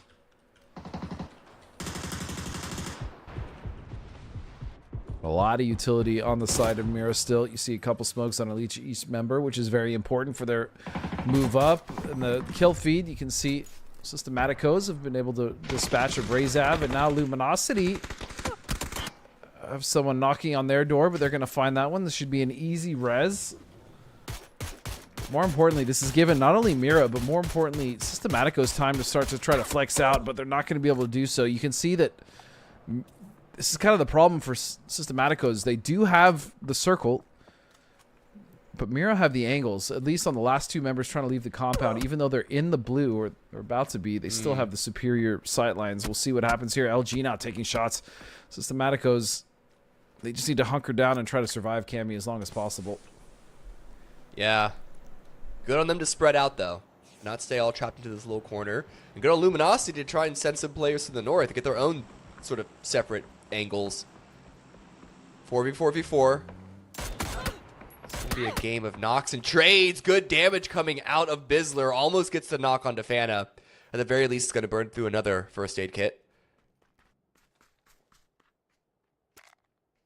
But Mira still need to get into the zone. So they're taking this anchor position for his team in the northeast. It's going to be pretty huge if he can hold off Mira. Even if he gets 1 or 2 knocks, if he goes down, his job is done. This LG taking the high ground. Again, gathering information as much as they need. But the onus on this game is onto Mira and how they're going to approach this. Still very winnable for them if they can find the right window. Yeah. With the blue closing in, Bizzler has joined up with the rest of the squad. But that does mean that alternative angles are no longer in play for Luminosity. They're playing from one single trajectory. KPN moving out. Ooh, Snakers could have an angle. One headshot. Do we see a second? Can we see a second? There it goes. Oh, nice. Very nice. And Snakers confirms it for himself as well. That's very important here, especially because where that knock happened in the open field. Yeah. And again, this is the issue for Mira. How are they going to get in? They have one player in the zone, in Fana. I think Haven's going to be following up. Leaving 2 players up on the high ground. Not a bad decision. Ooh, Haven's going all the way back. Maybe he got too hot. Lower HP, took a couple of shots. I think they want to maybe try to wrap to the west, but I mean, there's nothing there for them either. There's Systematicos is waiting for them on the west, but yeah, that's exactly what they've opted to do. They just want to go for the west. Oh goodness, he ran over the body of the vehicle, getting a little crazy. And Wait, this is all this is happening so on the smart, edge. though. What? No, Casagrande. They're why would you isolating bother? Casagrande. They know that there was the first knock. Now they're going to make it a second. They do lose one to Vox. Haven goes down. And now Luminosity are rolling up as well. Systematicos are eliminated in the blink of an eye. And the 4 versus 4 continues now. Gads with an knock onto Fakes. And LFP goes down. This is closing clinically on the side of LG. Yeah, picture perfect. And using that fight between them and Systematicos to their advantage. And that's pretty much what LG have done. They've locked out the circle from the north this entire game. And remember, they came in super late. Just goes to show you. It was such a great decision by Mira to go for STS and Casagrande like that. And an equally strong decision by Luminosity to close in and keep them locked out of the zone. Mira might have secured second, but Luminosity then played the perfect move to secure first. Luminosity end the first day with the win, 9 kills, making sure that they maintained first place going into day number 2. Oh yeah, they're definitely going to be in first place, which they're going to be happy about. But again, Mira coming in with a lot of kills, 11 at the very least, going into that last fight. I'm not sure if they got any more, but just wonderful stuff from them. And even Razav, I mean, they had a really good start to this game, immediately dispatching For Honor. Or, not For Honor, my goodness. For nothing. As, yeah. Systematicos as well, doing well for themselves to get a healthy amount of points, as they have not necessarily had the best day. This game has, this last match was a lot more active, I think, than some of the previous ones, especially, well, Agreed. Rondo. Yeah. And maybe it's because of the plane path, how that sort of sets the stage, but I think it's also because we're getting into this. It's the end of the first day. The leaderboard is getting a little more solidified where the teams are all at, and now they need to start playing for the points. They need to start playing for the kills. They can't just play for placements. They can't go for that one chicken dinner to suddenly bump them up 5 leaderboard positions. I think it's gonna start to look a lot more familiar, a lot more like the previous cups leading up until now into tomorrow and of course Sunday. I do also think a big factor of it, I do agree that that is a factor, but I think another big factor is the fact that circle was very open, right? When we looked at the last couple of games, there's been, you know, I mean, Neox Factory, Test Track, there's buildings, there's a lot of ways to kind of cheat those angles with TPP. No one wants to move, but in a circle like that where it's completely open and you have to move and you're not really given a lot of options, that's when we start to see a lot of teams, you know, finding that aggression and pushing forward when they absolutely had to. Even sometimes when they didn't need to, just try to get ahead of the curve, which we did see with potentially Dangerous, even though it didn't work out. But again, another 6 points for them. Luminosity, the big story, 14 points. Tying with Mira, though, 11 kills, huge. Systematicos, 7 kills. That's a big game for them with second or 2 placement points. They needed those as they were kind of struggling. And then Razav, once again, finding consistency. So overall, Andy for AKM. We got to talk about Andy and AKM. That was an amazing 3-piece for him. Oh, yeah. But let's look at what the overall leaderboard is going to look like. It's still going to be Luminosity in first place, Mira in second. Only 2-point gap, but look at that huge drop off from second down to third. It was looking quite consistent for a lot of the teams in the top 5, but this last round especially really switched things up. Bestia struggled to gain points towards the end of the day. Alcatsia, I don't think they gained any points in the previous match either. Rock is in an okay 4th place, like right behind Razav, but at the moment it's purely a 2-horse race. And Team Mira, the final boss of PUBG Players Tour, and Luminosity Gaming, the new shonen anime hero, gonna try and, you know, we get all that. It's a nice little setup, you know, going into tomorrow. And that's fine if it's a 2-horse race for first, because there's still a lot to play for underneath them, right? 3rd, 4th, 5th, 6th, like there's still money to be made there. So even if, you know, it's LG and Mira battling it out, that's still fun, because at the end of the day, it's not just a blowout for one team, and Mira and LG going at it towards the end of this weekend should be pretty fun. So I'm looking forward to that. And I mean, even with their fewer points being available, with everything getting cut in half as we go through the some of the stats there, Mira at the top, surprisingly, even though they're in second place, that's just because they get so many kills all the time. True. Even with the slower than expected start, they still got 6 kills game 1 and 2. That's still good. But, you know, just keep in mind, even though Mira and LG are currently in the lead with that gap down to 3rd, and even though there aren't as many points available because the placements got halved, essentially, teams can still make some big moves. It's not a guarantee that LG or Mira are going to remain in the top 2 until the end of the event. They still need to make sure that they continue to play their game. Yep. Something to also note that's very interesting on this is look at the damage that Al Qudsiya has. If they were second or third on that graphic, but they weren't even in the top 5 in kills, which means that they are getting a lot of their kills still, and they're getting their pockets picked for sure. So I'm curious if they're going to find a way to rectify that tomorrow as we head now into our next player summary. It's Snakers and Farivero. I love saying his name, man. In first place, they're tied for first place with 12 kills, and then RBN, Fakeson, and Vox. And then total damage is actually LFP. So good on him. Yeah. It's odd how the damage and kills don't really line up at all. In fact, there's only 2 of the 5 that are, well, I guess 3 with Vox, but still 2 of the 5 not being in both, right? Like BL and RBN are swapped, Farivero and LFP are swapped, and then KDA, Gats is up there in first place. I'm sure because of that clutch win on Tago. Yeah, actually true. I had almost forgotten about that already, but LG have been doing really well so far today. And again, we expect that from them, right? I mean, they should be doing well. The Al Qudsiya's in this game, the Bestias, although Bestia has been kind of not struggling, but they've had a few games where I'm sure they would have wanted to do better. But again, there's still 2 days. We still have another 8 games going into tomorrow and into Sunday, so it should be fun. And you know what? If it's a 2-horse race, fine. If not, then maybe another team will come in and make it a little more interesting. And I'm looking forward to it. Yeah, I mean, Luminosity and Namira, they are playing great PUBG right now, so I'm down to keep watching them. If you are Godspeed. That's going to be it for us now. We are going to say goodbye. We will see you again tomorrow, same time, same place, as we enter day 2 of 3 of this weekend's Super Cup here at PUBG Players Tour Americas. See you then.